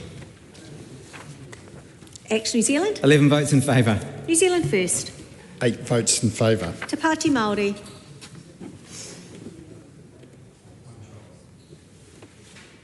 The ayes are 68, the noes are 37. The question is agreed. The question is that clause 1 stand part. All those in favour say aye. Aye. To the contrary, no. No. The ayes have it. Party vote has been called for. Please, Clerk. New Zealand National. 49 votes in favour. New Zealand Labour. 22 votes opposed. Green Party of Aotearoa, New Zealand. Te kaumārima ngā poti whakahe. Action New Zealand. 11 votes in favour. New Zealand First. 8 votes in favour. Te Pāti Māori.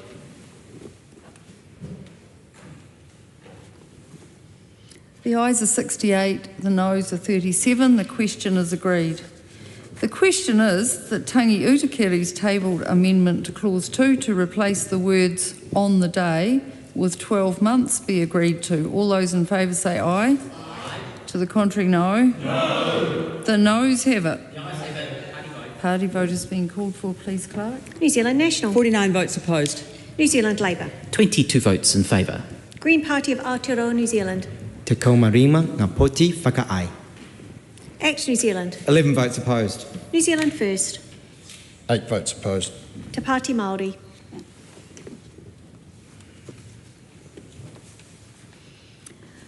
The ayes are 37, the noes are 68. The question is not agreed.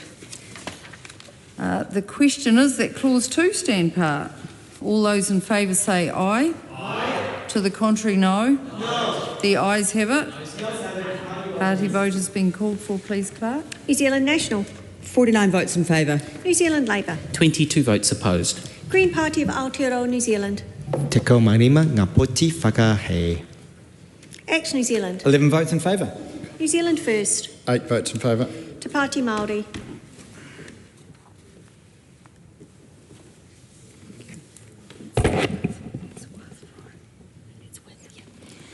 The ayes are 68, the noes are 37. The question is agreed. I will report this bill with amendment.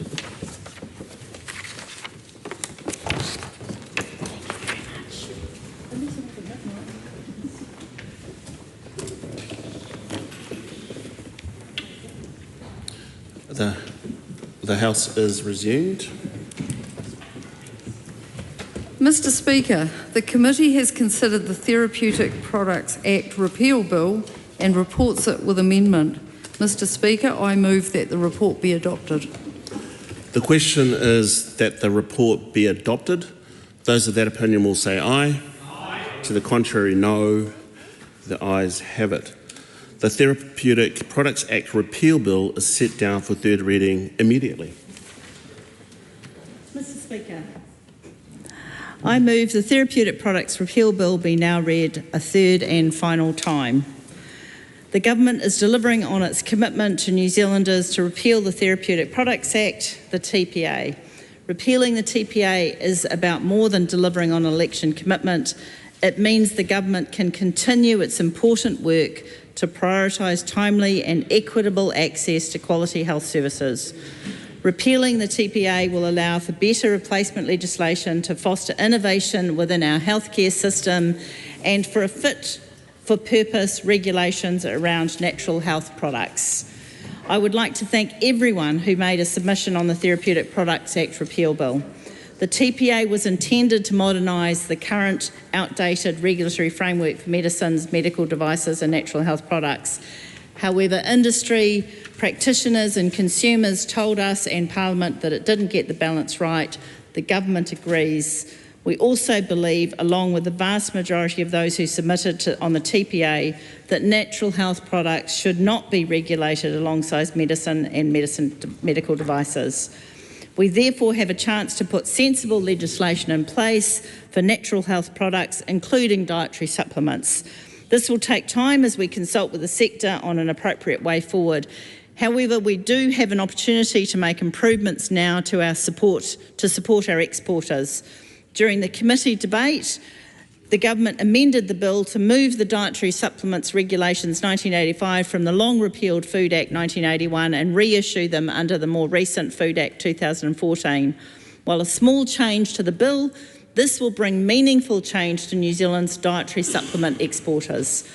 The change we have made will allow for manufacturers of exported products to apply for exemptions from New Zealand labelling composition requirements so they can better compete in international markets.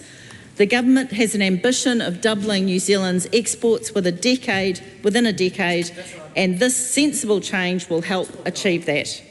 This is only the first of many improvements this government is planning to support our exporters to succeed on the world stage. Officials in the Ministry of Primary Industries and the Ministry of Health are already working on other changes to the regulation of dietary supplements to support this growing sector. Our actions here in repealing the TPA show that we are a government who listens. I have heard those in industry who have grave concerns about the TPA and how it was going to be implemented. At the same time, patient groups and practitioners have pointed to the shortcomings of our current Medicines Act, which dates back over 40 years. The government has listened to those concerned and is moving forward with the work for a new medical products bill.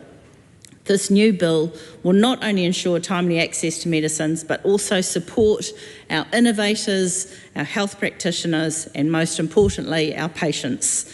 It will include provisions ensuring New Zealand's health system is resilient and able to respond to future public health emergencies. Repealing the TPA was a key deliverable for the government for 2024.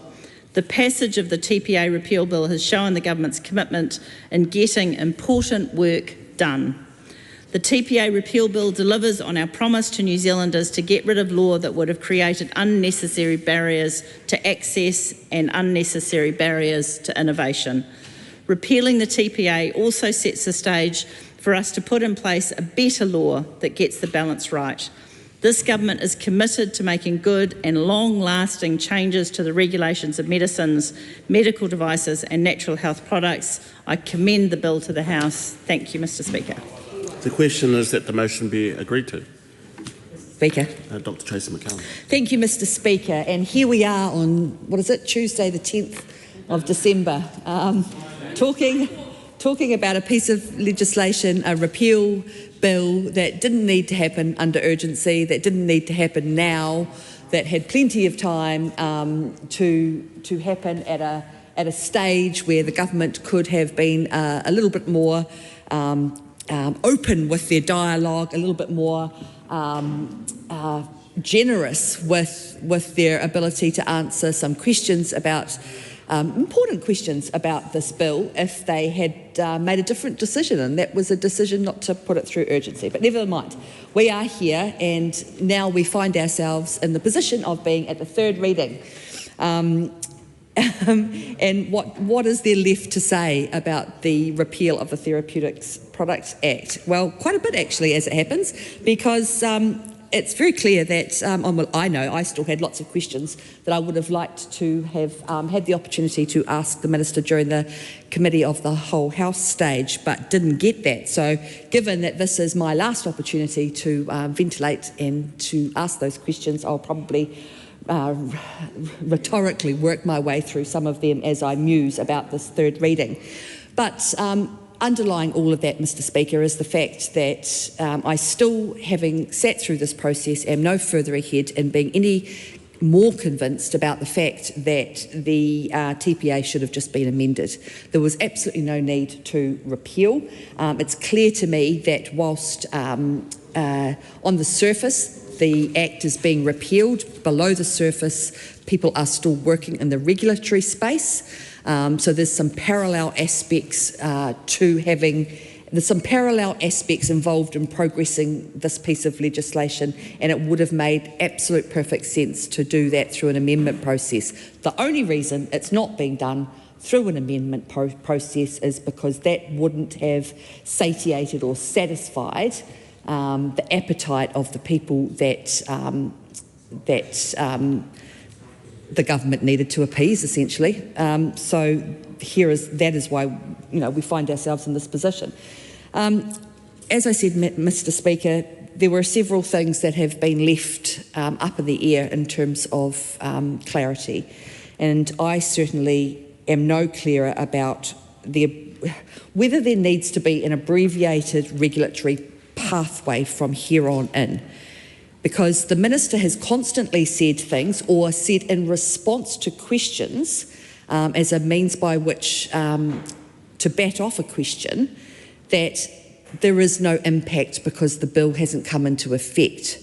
And technically that is correct, but the regulations were all, that is the runway that was in place, the regulatory work that was being done. So that takes time. This Repeal Act, and essentially starting again in two different formats, does that regulatory pathway now need an abbreviated pathway to still get us to a similar time, which is September 2026, so that the new Act that's repealing this one, that we don't know about yet, that we haven't heard much about at all, we know it's coming, it would have... I would have thought that if the government had campaigned on a particular thing and a particular promise to a particular group of people, they would have at least done some homework and made sure that they were ready to do what was needed to do, rather than just simply repeal. But again, that feeds my suspicion that it was just the repeal that was going to satiate those people. But nevertheless, so it is only true of the Minister to say that there will be no impact in relation to questions that have been asked if she is able to ensure that the new piece of legislation will be in effect roughly around by September 2026. And that, to my mind, would have necessitated quite an abbreviated regulatory pathway. And I think this House is now none the wiser of what that pathway is going to look like. We are none the wiser when we talk to people in the community or stakeholders in the community about what that process might look like or what the outcome might look like, because we haven't been able to get those answers. As well as that, Mr. Speaker, there were also several things left unsaid in relation to natural health products. So it's all very well to say that the Minister has an intentionality of parcelling natural health products out into its own separate piece of legislation. But I just really wanted to know more about why the Minister believed it would have been necessary to do that.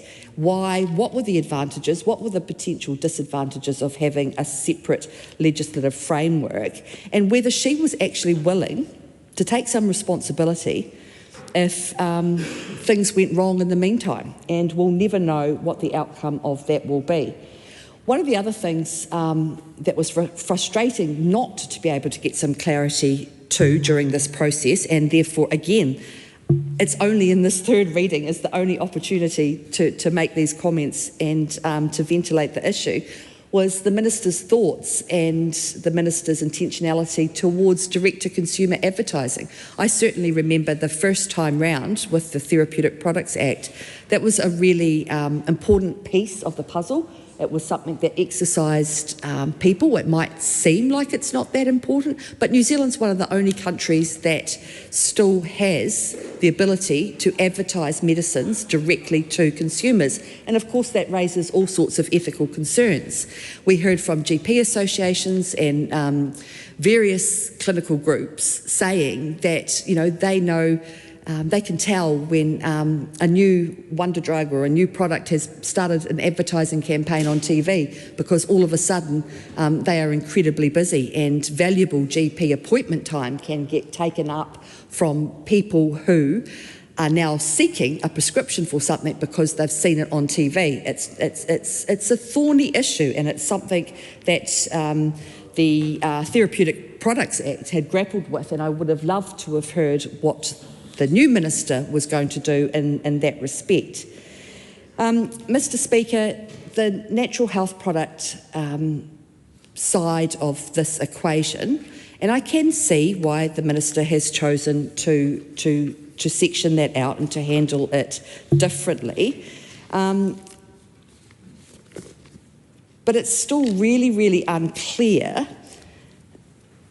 about the risk proportionality. A lot of the criticism of the TPA was based on a misnomer that natural health products shouldn't be treated the same way as medicines, and of course they never were intended to be, and that is the nature of risk proportionate regulatory frameworks. So it would have been good, again, the theme of this third reading speech is missed opportunities. During this process, we simply haven't had the opportunity to properly look at this bill, and we haven't properly had the opportunity to consider, as we should have, the previous, the current Act, which is still in place. And a big part of that would have been looking at natural health products and what the minister's intentions were about that. So by the real consequences of repealing this bill and this Act going through under urgency on a Friday at this time of day, having no chance to have a little bit of time between the second stage, between the committee of the House and between the third stage, to mull things over, to think about what's being said, and to do the bill a proper service in the way it should have been done. But nevertheless, this is the way we find ourselves, and the Therapeutic Products Act, and I still think that the government needs to explain why it's not choosing simply to amend, and in lieu of an explanation, in the void of an explanation, we can only assume that they simply don't have a plan. And I think that that has borne itself to be very true today. And if they don't have a plan, they don't know what they're doing, and that doesn't leave us with much confidence. If they don't have a plan and they don't know what they're doing, and they're waiting for this to be done and dusted so they can kick off the next stage, then we really are going to be left behind, because we understand on this side of the House, having gone through the previous process, how long this will take. And my concern for the New Zealand public is that by doing this, by this minister fulfilling a promise, an election promise and a coalition deal, that the people of New Zealand won't get the modern Act in place by September 2026 that they would have done, and instead they'll be left with a void. And that is just another way that this government has demonstrated that they are taking us backwards and leaving us in a mess. Ricardo Mendes-March. Thank you, Mr. Speaker. We just cannot support this repeal, particularly when there's a huge void being left when it comes to future legislative agenda. I hear the words "no void," and I think it's disingenuous to get lost in the technicism that was rightfully pointed out by the previous speaker, that we're repealing something that hasn't fully come into effect, and I'm just literally going to paraphrase the previous word, the runway has been set, and I think that cannot be dismissed, right? Resources were put into place so that actually we could have a modernized regime to regulate medicines, medical devices, and natural health products. I think when it comes to legislation, it's a lot easier to burn things down than to create new regulations and regimes. And sometimes, when things are not working, like, for example, when we have a benefit sanctioned regime that is not working, I do think there's a good argument to burn it down. I think, on the other hand, though, when it comes to issues like this, we have heard from several sector experts, patients themselves, who think that simply going back to the Medicines Act 1981 isn't the solution, that we do need an alternative. I think, to me, there's several concerns around the use of urgency around this, right? Because I know in the previous speech there was a lot of bickering from this side around how it was Friday and in normal working weeks. Yes, completely right, people will be working, but actually it's worthwhile taking into account that the public has not heard what genuine alternative plan this government has in place to create a robust regulatory framework to, for example, center patient safety when it comes to really serious issues that have been raised by patient safety advocates.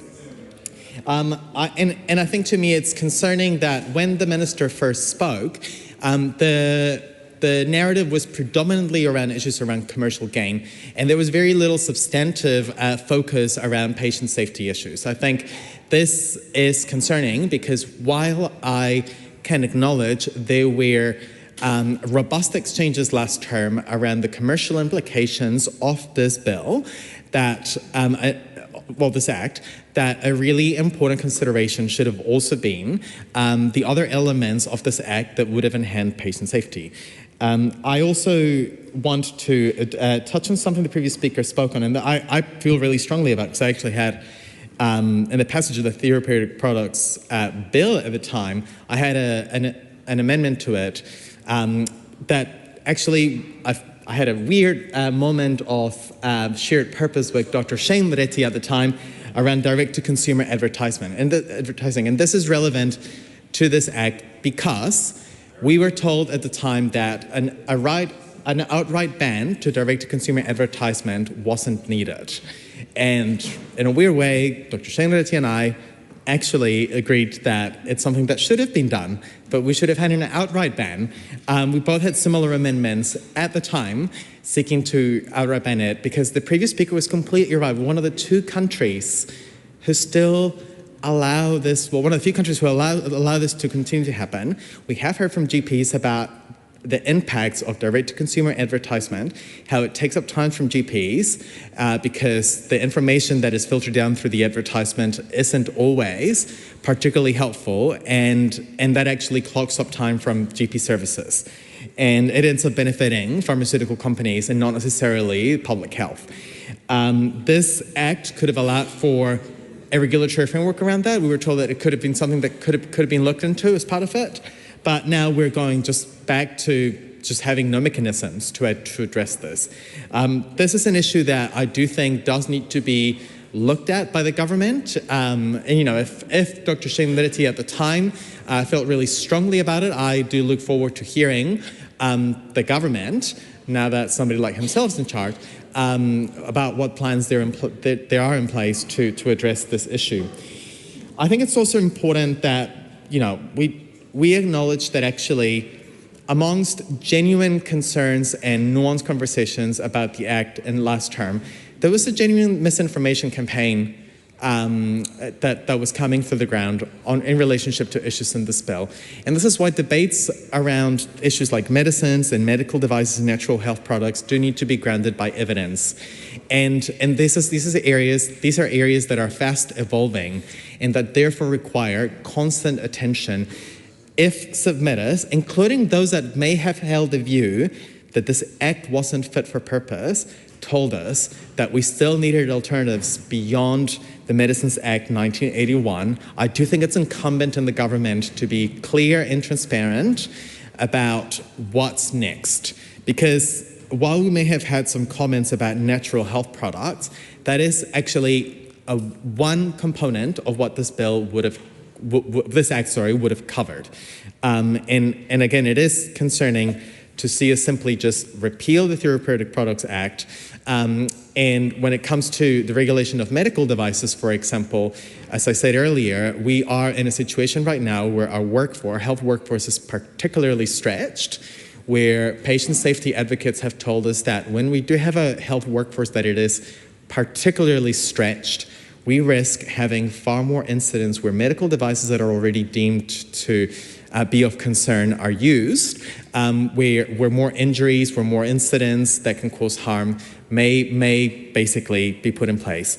And so we're now having a pretty concerning combination of issues, which is a repeal of an act that could have addressed some of these issues in future, a government that is under-resourcing our health sector, and on top of that, an unwillingness to come forward with a transparent and robust plan to, I guess, bring forward a replacement of the Medicines Act 1981 and to have a modernized, robust regulatory to address issues, as I said earlier, on medicines, medical devices, and natural health products.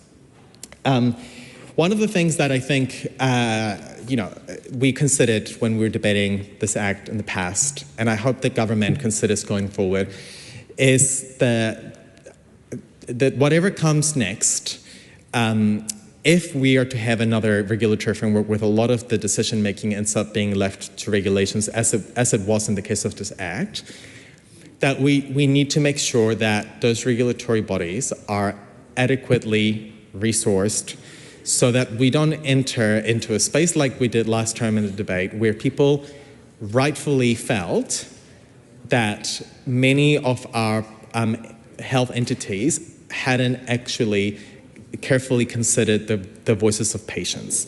That's feedback that I do think we earnestly need to take on board, but it actually, to address it, requires a government that is willing to invest in the public service, to unlock the potential of the public service, to be as much in touch to the ground as they can, to enable the voices of patients to help weave whatever alternative comes next, if there is to be an alternative, which we actually don't yet really know about.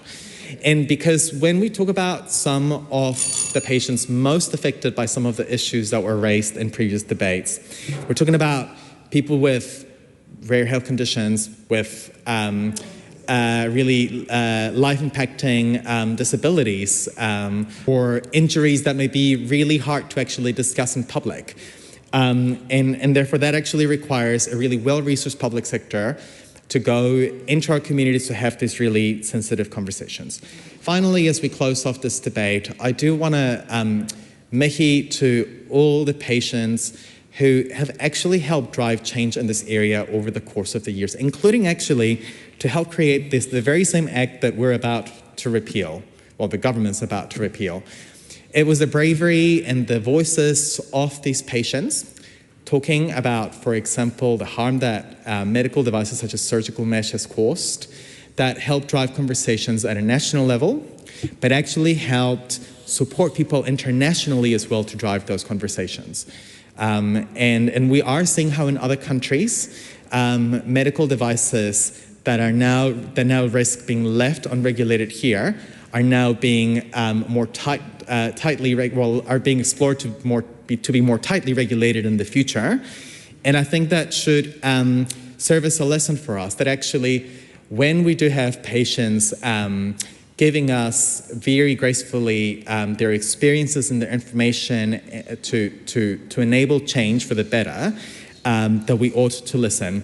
So I encourage the government to come forward with an alternative to the Medicines Act 1981 to center the well-being of patients in our communities and to resource the public sector so that our communities can be involved in creating that future. Mr. Speaker. Todd Stevenson. Mr. Speaker, I'm very pleased to rise on behalf of ACT to talk about the Therapeutic Products Act repeal bill. ACT campaigned on repealing the Therapeutic Products Act. Let's be clear. We were very pleased to get that into our coalition, and we're very pleased to deliver this today. Why did we campaign on that? Because, like in so many areas, the last government got it wrong. They did not engage properly with stakeholders. They did not understand how to do public policy, and they totally missed the mark.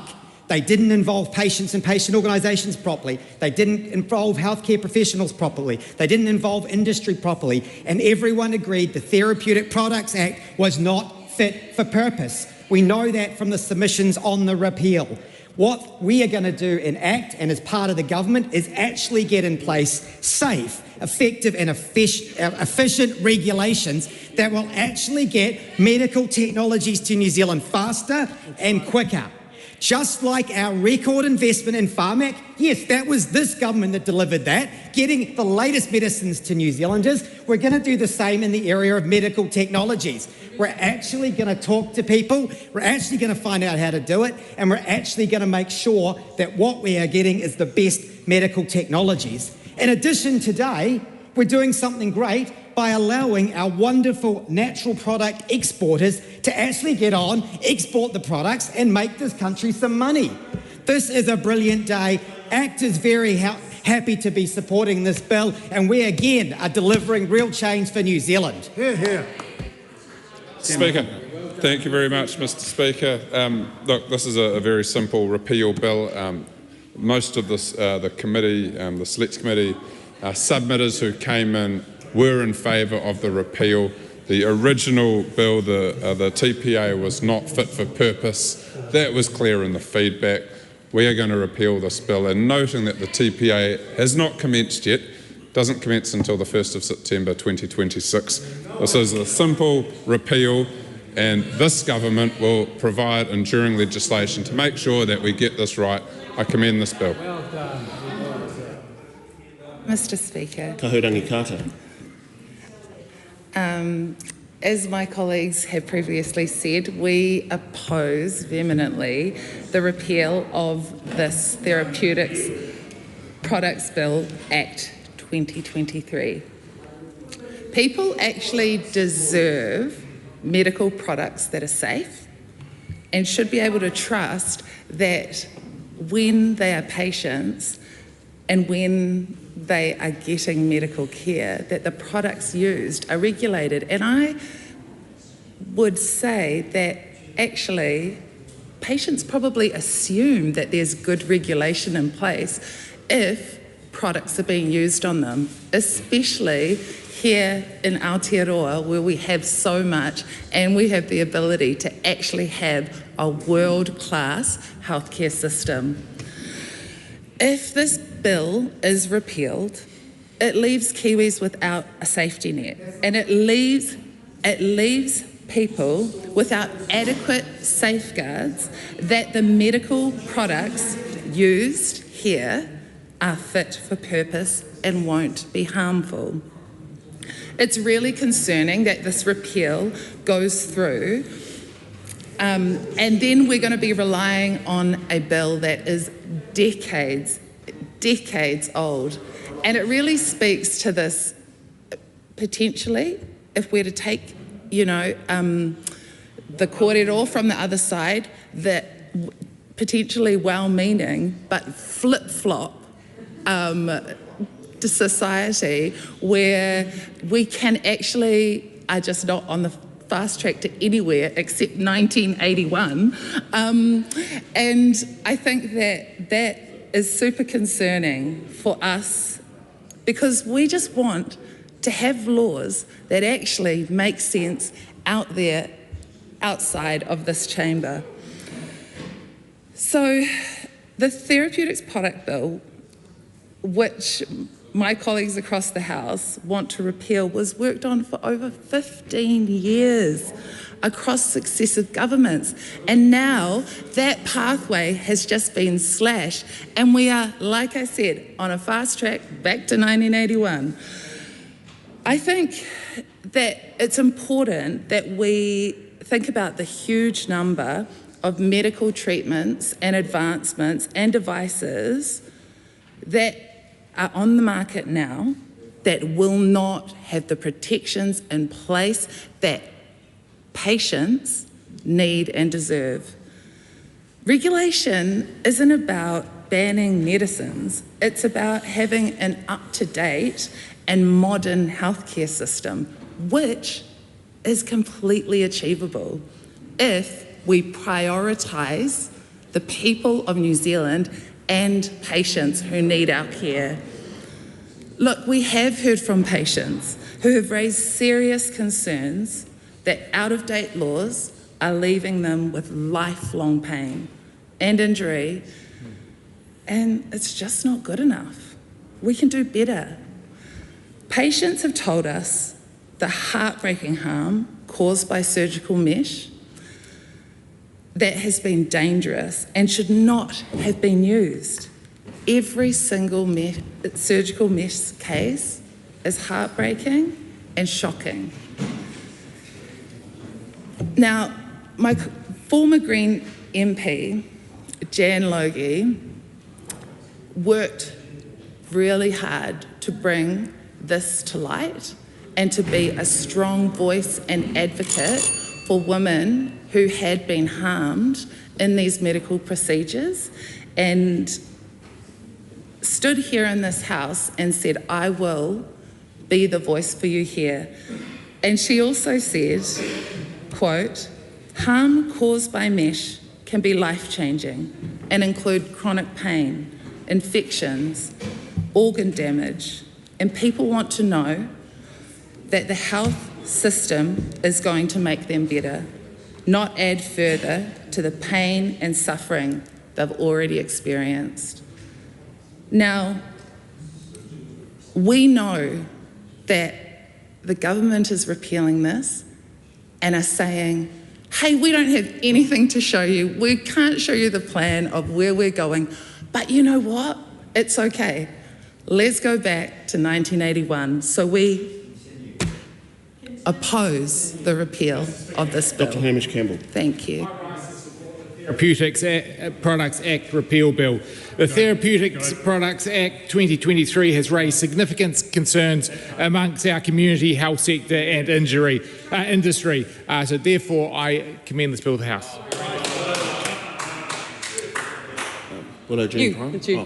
Dr. Honourable Rachel Brooking. Thank you, Mr. Speaker. The split call there was my issue, but delighted to now be speaking after what has been a long on Tuesday, the 10th of December, despite the rest of the country being on Friday afternoon. But, Mr. Speaker, speaking here on Therapeutic Products Act repeal bill, and I can hardly hear myself speak for whatever is happening over there, but happy now to be talking about the TPA. Sad, of course, that it's been repealed. And why am I sad about that, Mr. Speaker? Well, that would be because this is a very inefficient way to go about lawmaking, Mr. Speaker.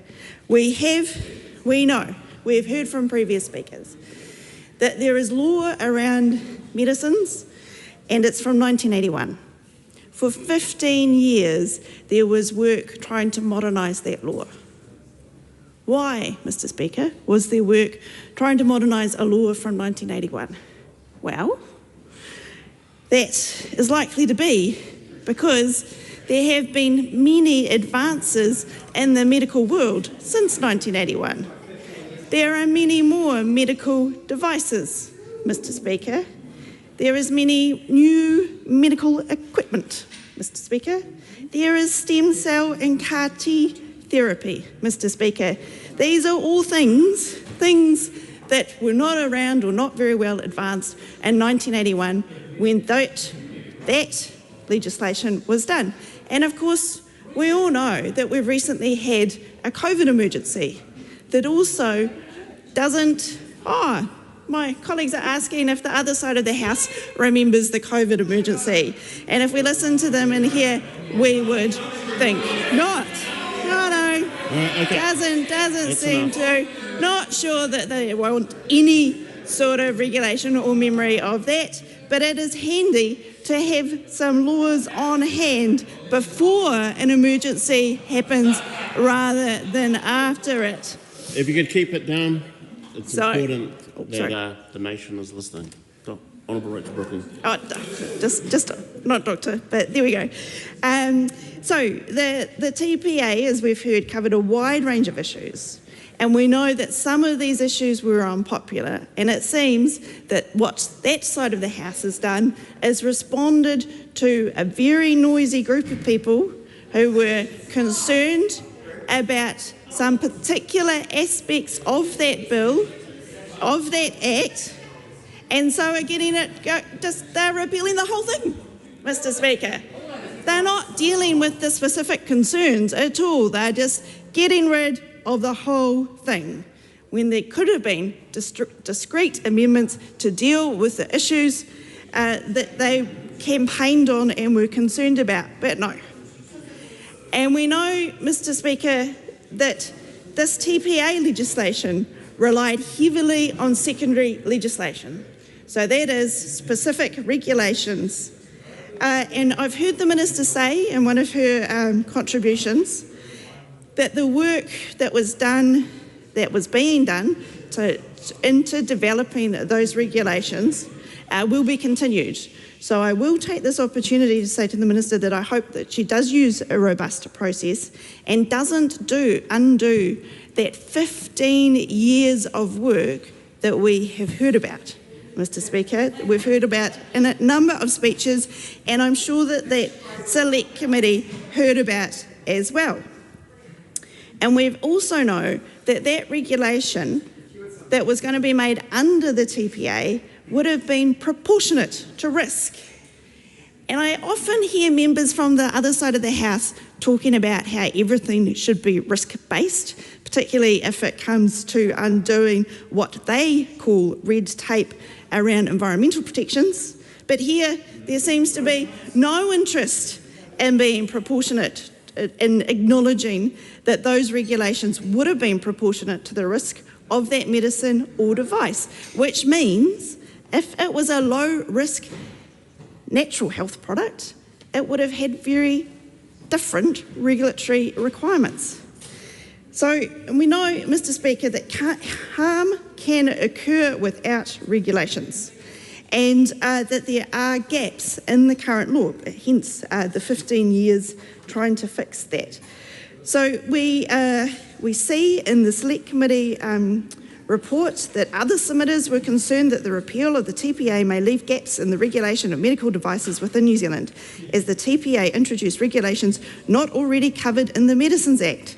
And then the Select Committee report goes on to a different issue, and this is around MedSafe, which I know some members opposite will be interested in.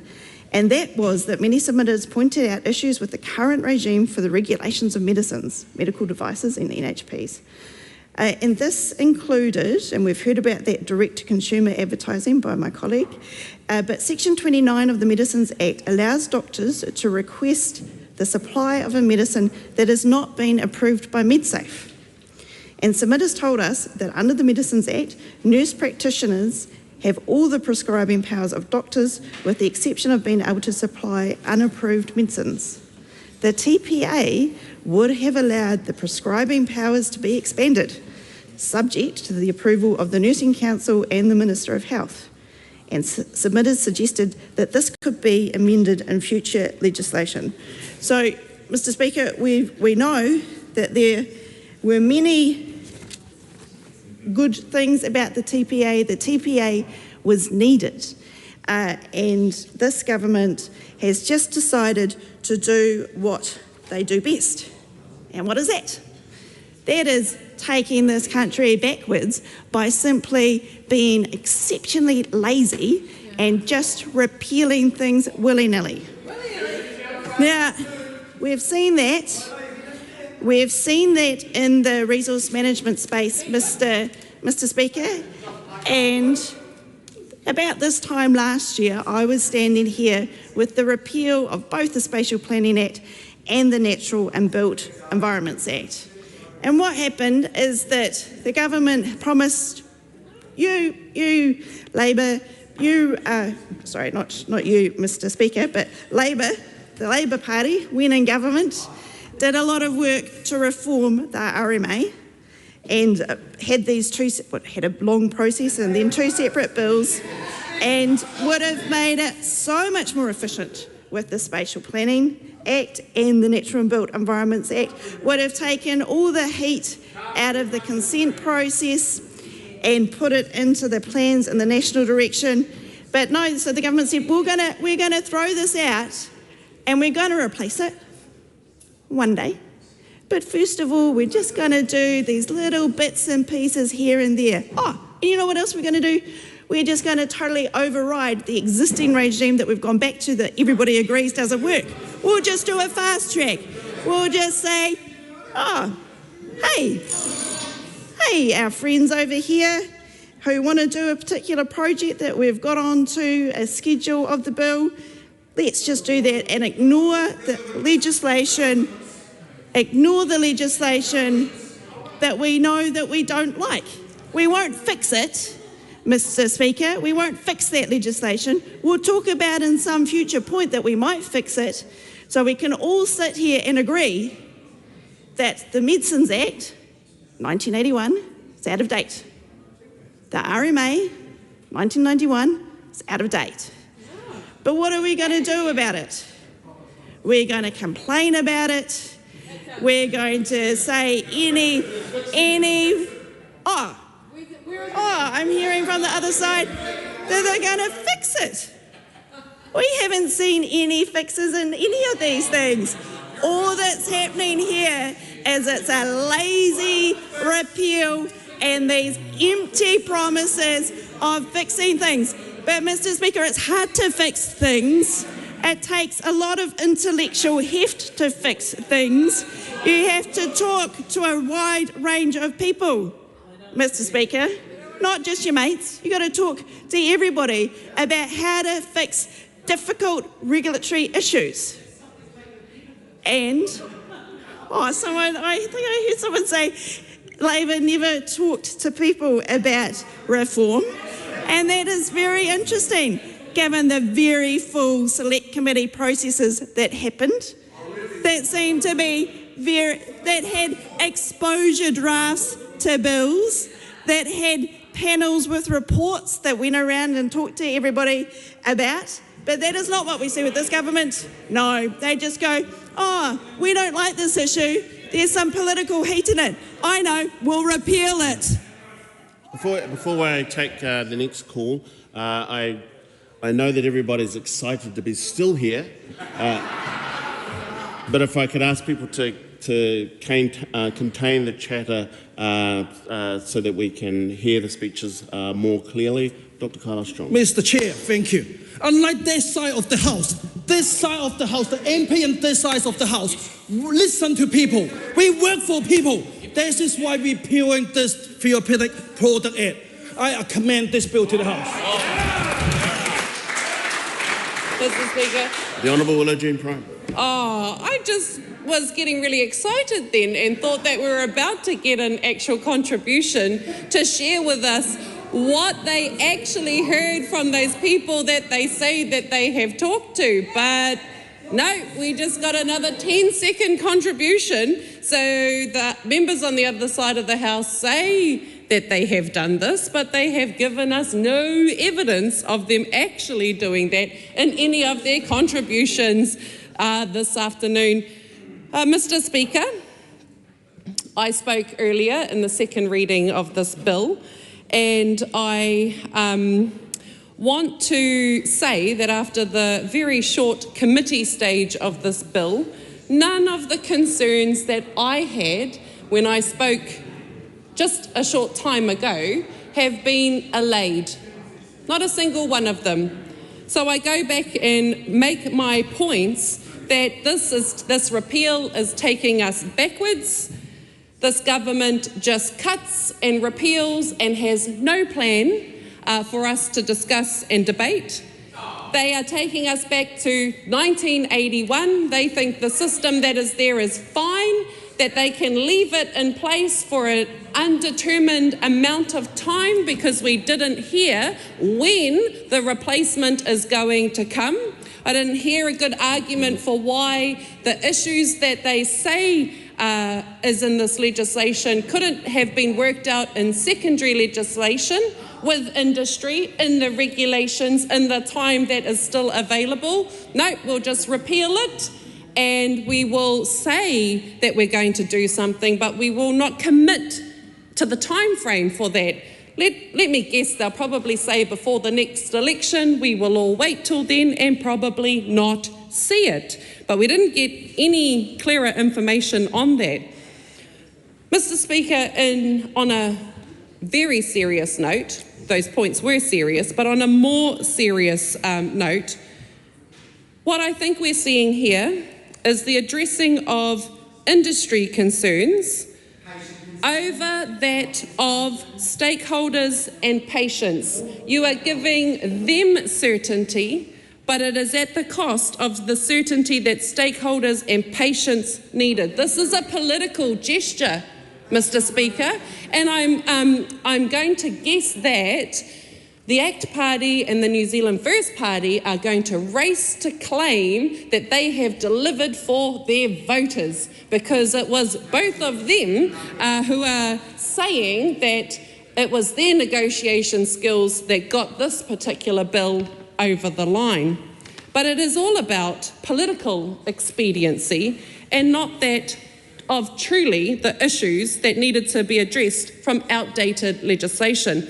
Mr. Speaker, in my earlier contribution, I was talking to the disappointment, frustration, anger of patient advocates, and particularly around surgical mesh. And as I said, I was a former Associate Minister of Health who had that issue as part of my portfolio.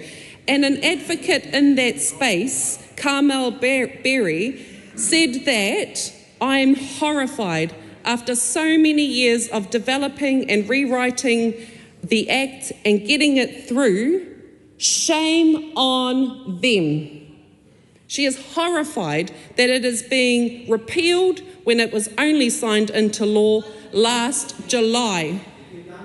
Now, the Ministry of Health last year paused the use of surgical mesh to fix incontinence until safeguards are in place, including a register and more training for surgeons. But Carmel Berry said that there was now nothing to stop another tragedy like mesh, which has so far cost ACC more than $32.5 million in claims. Mr. Speaker, I did not hear the entire time I have been in the House for this bill anything from the other side that gives me any confidence that that solution is coming any time soon. So this government is rushing through this repeal under urgency with no plan to replace it. And so that leaves everybody, including industry friends, with uncertainty. But I am so concerned about the patients, like the advocates that have spoken up, who are concerned about the repeal of this bill. I do not commend it to the House. Dr. Vanessa Wiener. Mr. Speaker, this is not taking us anywhere. This is repealing the Therapeutic Products Act, which has not yet come into effect, has no impact on anyone. So I commend this repeal bill to the House. Tangi Utikere. Kia orana, Mr. Speaker. Well, it's almost like deja vu. Yep. My last contribution at second reading, I followed Dr. Wiener. This time around, she's added an extra couple of sentences, and it's really disappointing to hear that government members in their benches are not taking calls as part of this process to actually explain to the public of Aotearoa, New Zealand, why this is a good idea. It's almost like they're handing around a little laminated card that says, I commend this bill to the House, and then they sit down. You know, they've got to that particular part in the week where who can say the quickest, who can sit down? I'll tell you what, Mr. Speaker, once my colleague, the Honourable Willow Jean Prime, resumed her seat, I knew I was ready to go because there was no chance that they were going to make a full call, no chance at all. At least they've been consistent. Mr. Speaker, we oppose this particular bill on this side of the House, and it's almost like we have been talking to a vacant sense of individuals over there. Because the contributions that have been made from other members on this side of the House, very considered, very erudite, and really raising some of the issues of concern, and there is absolutely nothing but crickets and a little bit of chipper over that side of the House. Mr. Speaker, this is a bill that, as colleagues have said, will be taking New Zealand backwards. Why? Because the very bill that is, or sorry, the very act that is currently in place is one that was seeking to replace, I guess, what 1981 in some respects looked like. Technology, innovation, medical approaches, medical devices, all of these sorts of things. Members on that side want to take us back to that because they have not identified an alternative instead. What they have said is we're simply going to wipe the slate clean and we're going to start again in 1981. We're going to start again in 1981. Instead of sort of acknowledging that there has been huge innovative progress, there has been huge opportunities around technological advancement and development, they're not interested in that. Mr. Speaker, this bill, that is a repeal bill, seeks to basically get rid of 15 years worth of work in this Parliament. As has been said, 15 years of work from governments of different colours, not just a government of a particular shade, shall we say, and this is a government now that wants to wipe all that away and say, you know what, we're not going to actually have any replacement opportunity in place. The Minister, in her response, talked about, international opportunities. And international opportunities are important. Absolutely, they're important. But so is protecting the health and the well-being of citizens and residents of this country. And that is exactly what this bill is going to compromise. It is going to compromise the health and safety of anyone who wishes to engage with anything that relates to health. Now, Mr. Stevenson says no change. Well, if you don't need a change, why do you need this bill? If you don't need a change, why do you need this bill? Because what we have in place is a suite of work that is underway to address some of the real concerns and issues that have been raised. We've heard a little bit about surgical mesh. There was a response granted from the Minister around that, acknowledging that that was an issue. Nothing from government members, even though it has been raised on more than one occasion. Mr. Speaker, this is simply winding back the clock. And some would say if you kind of looked at a parallel universe, it would be much earlier than 1981. There is always the opportunity for certainty, and what this government is doing is quite the opposite. It is actually providing uncertainty in the area of health and well-being and of community safety. We've heard a wee bit this afternoon, sir, about the direct consumer approach, the need for consumer protections. And what this, we've all heard about call within the next 30 minutes and get 2 for free. The thing is, when it's about consumer engagement and protections, what is so wrong with that? Well, members on this side of the House would say nothing. What members opposite are saying is actually we're not interested in addressing some of the protections for consumers when it comes to natural health supplements and the like. We don't want to have a regulatory sort of system that's centralised to allow a one port of call, so to speak, instead of all the different types of ad hoc legislation, whether they be primary or regulation through secondary legislation. Instead, this is a government that wants to remove all of that. My colleague, the Honourable Rachel Brooking, I want to thank her for picking up the point again about nurse practitioners. I touched on that in my second reading contribution, sir.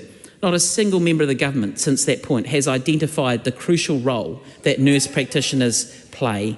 The Select Committee granted did contain that in its report, but the members opposite didn't bother to talk about the impact that this would have, where this is being called for from communities of interest, where this particular bill will basically wipe away the opportunity that nurse practitioners have in the community to basically prescribe medicines that doctors would be able to, but with the proviso with 2 additional criteria. One, that there's certification or some form of approval process through the Nursing Council, and the other is that the Minister of Health directly would need to approve it.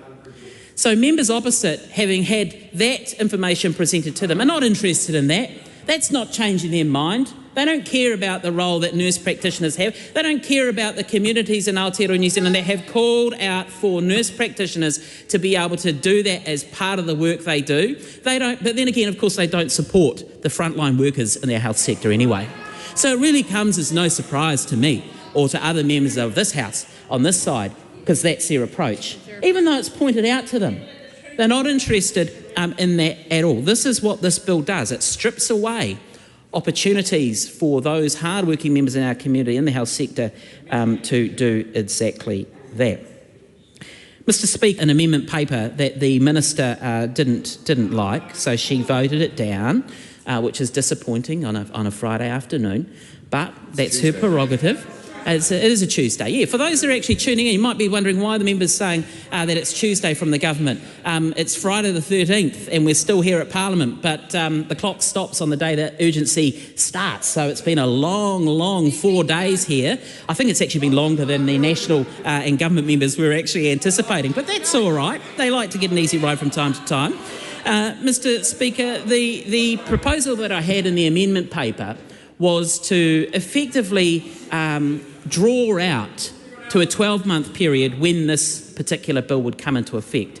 And there was nothing to be afraid around that. I mean, the Minister, herself said that there was some work going on, but she didn't really outline the details of that, and that just goes to the fact that this is a government that is very happy to say, you know what, we don't like that. Why don't we like it? Well, because we promised as part of our election campaign to a smaller group of individuals that we need to deliver on this. Yep. We've delivered, tick the box, don't really care, move on. Well, that might be the particular purview of this particular government, but it is not the purview of members on this side of the House. It is not how it is meant to work. So, Mr. Speaker, this is an unfortunate bill.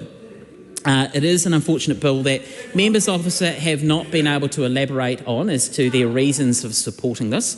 They've had ample opportunities, and so when New Zealanders reflect on the parliamentary record as to why this government decided to repeal a piece of legislation, and they have a look, there's not going to be much actually there for them to go on because the government simply has not made out the case.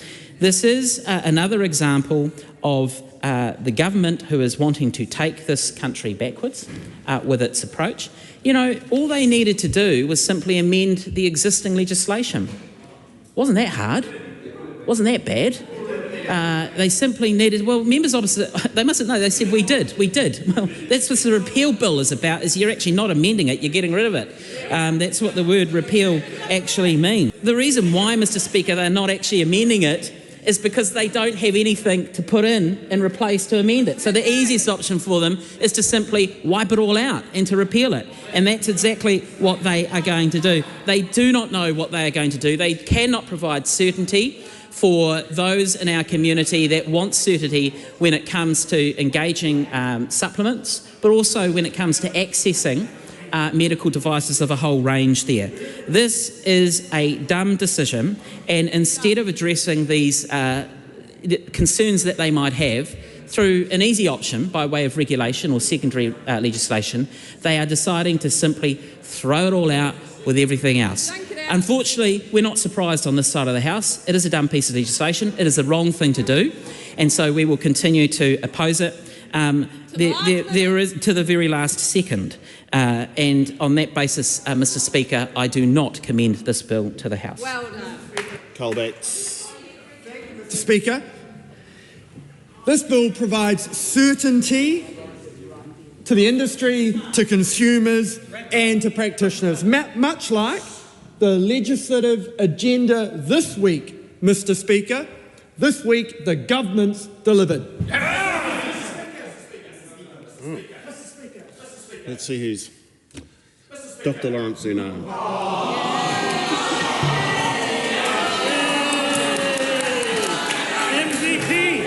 MVP of the week.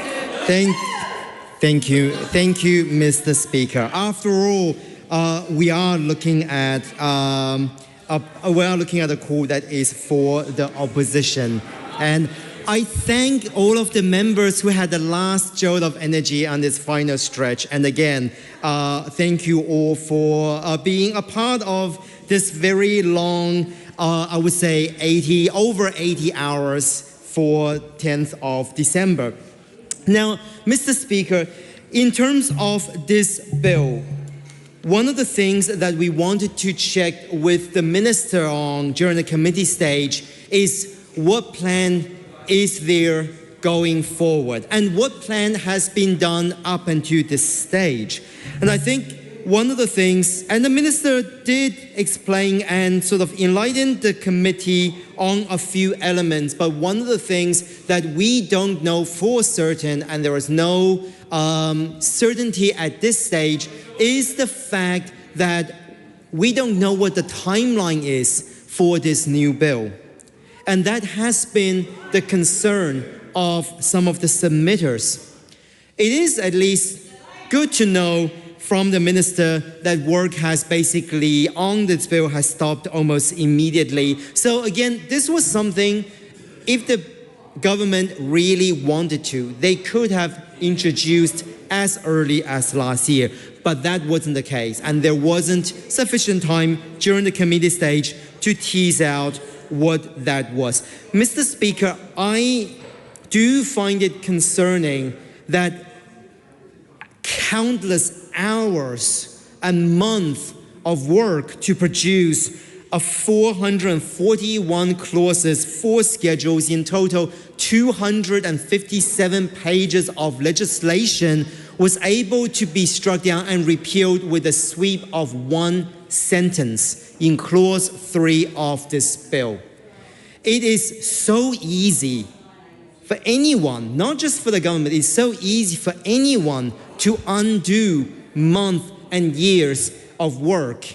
And the public talks about wasteful spending. The government talks about wasteful spending. Mr. Speaker, I ask, isn't this an example of wasteful spending, of undoing everything that others are doing? Yeah.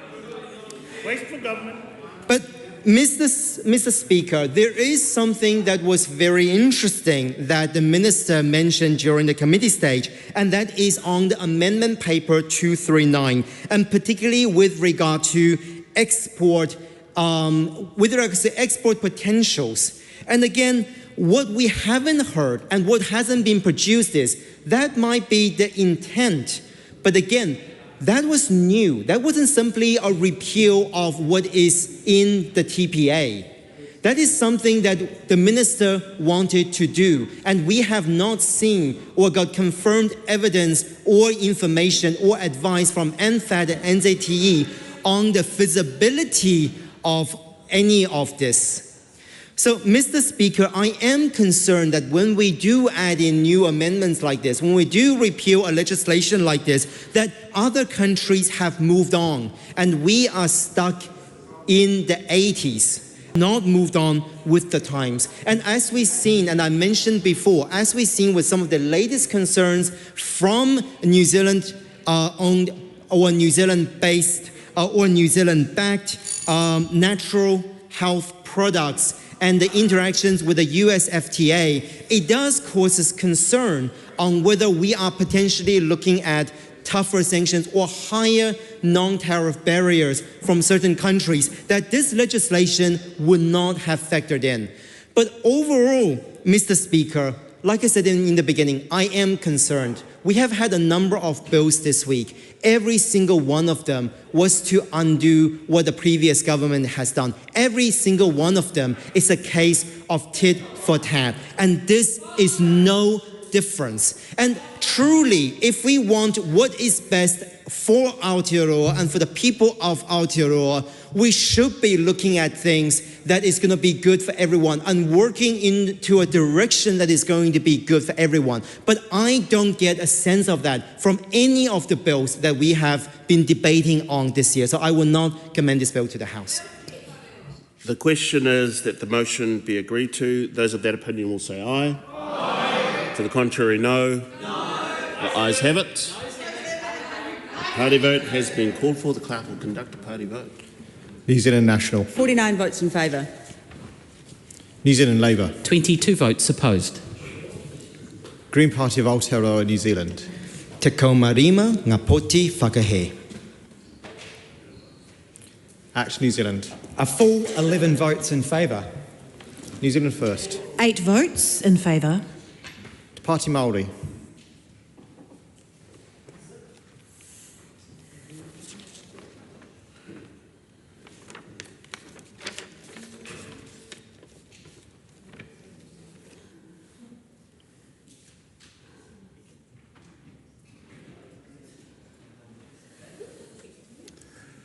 The ayes are 68, the noes are 37. The question is agreed to. Therapeutic Products Act Repeal Bill, third reading. Members, this Tuesday has come to an end. It has become a Friday. The House stands adjourned until Tuesday, the 17th of December 2024. Kia pai te mutu na wiki. Have a great weekend.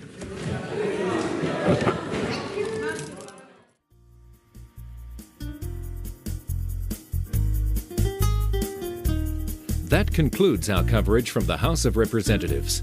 More information about Parliament is available at www.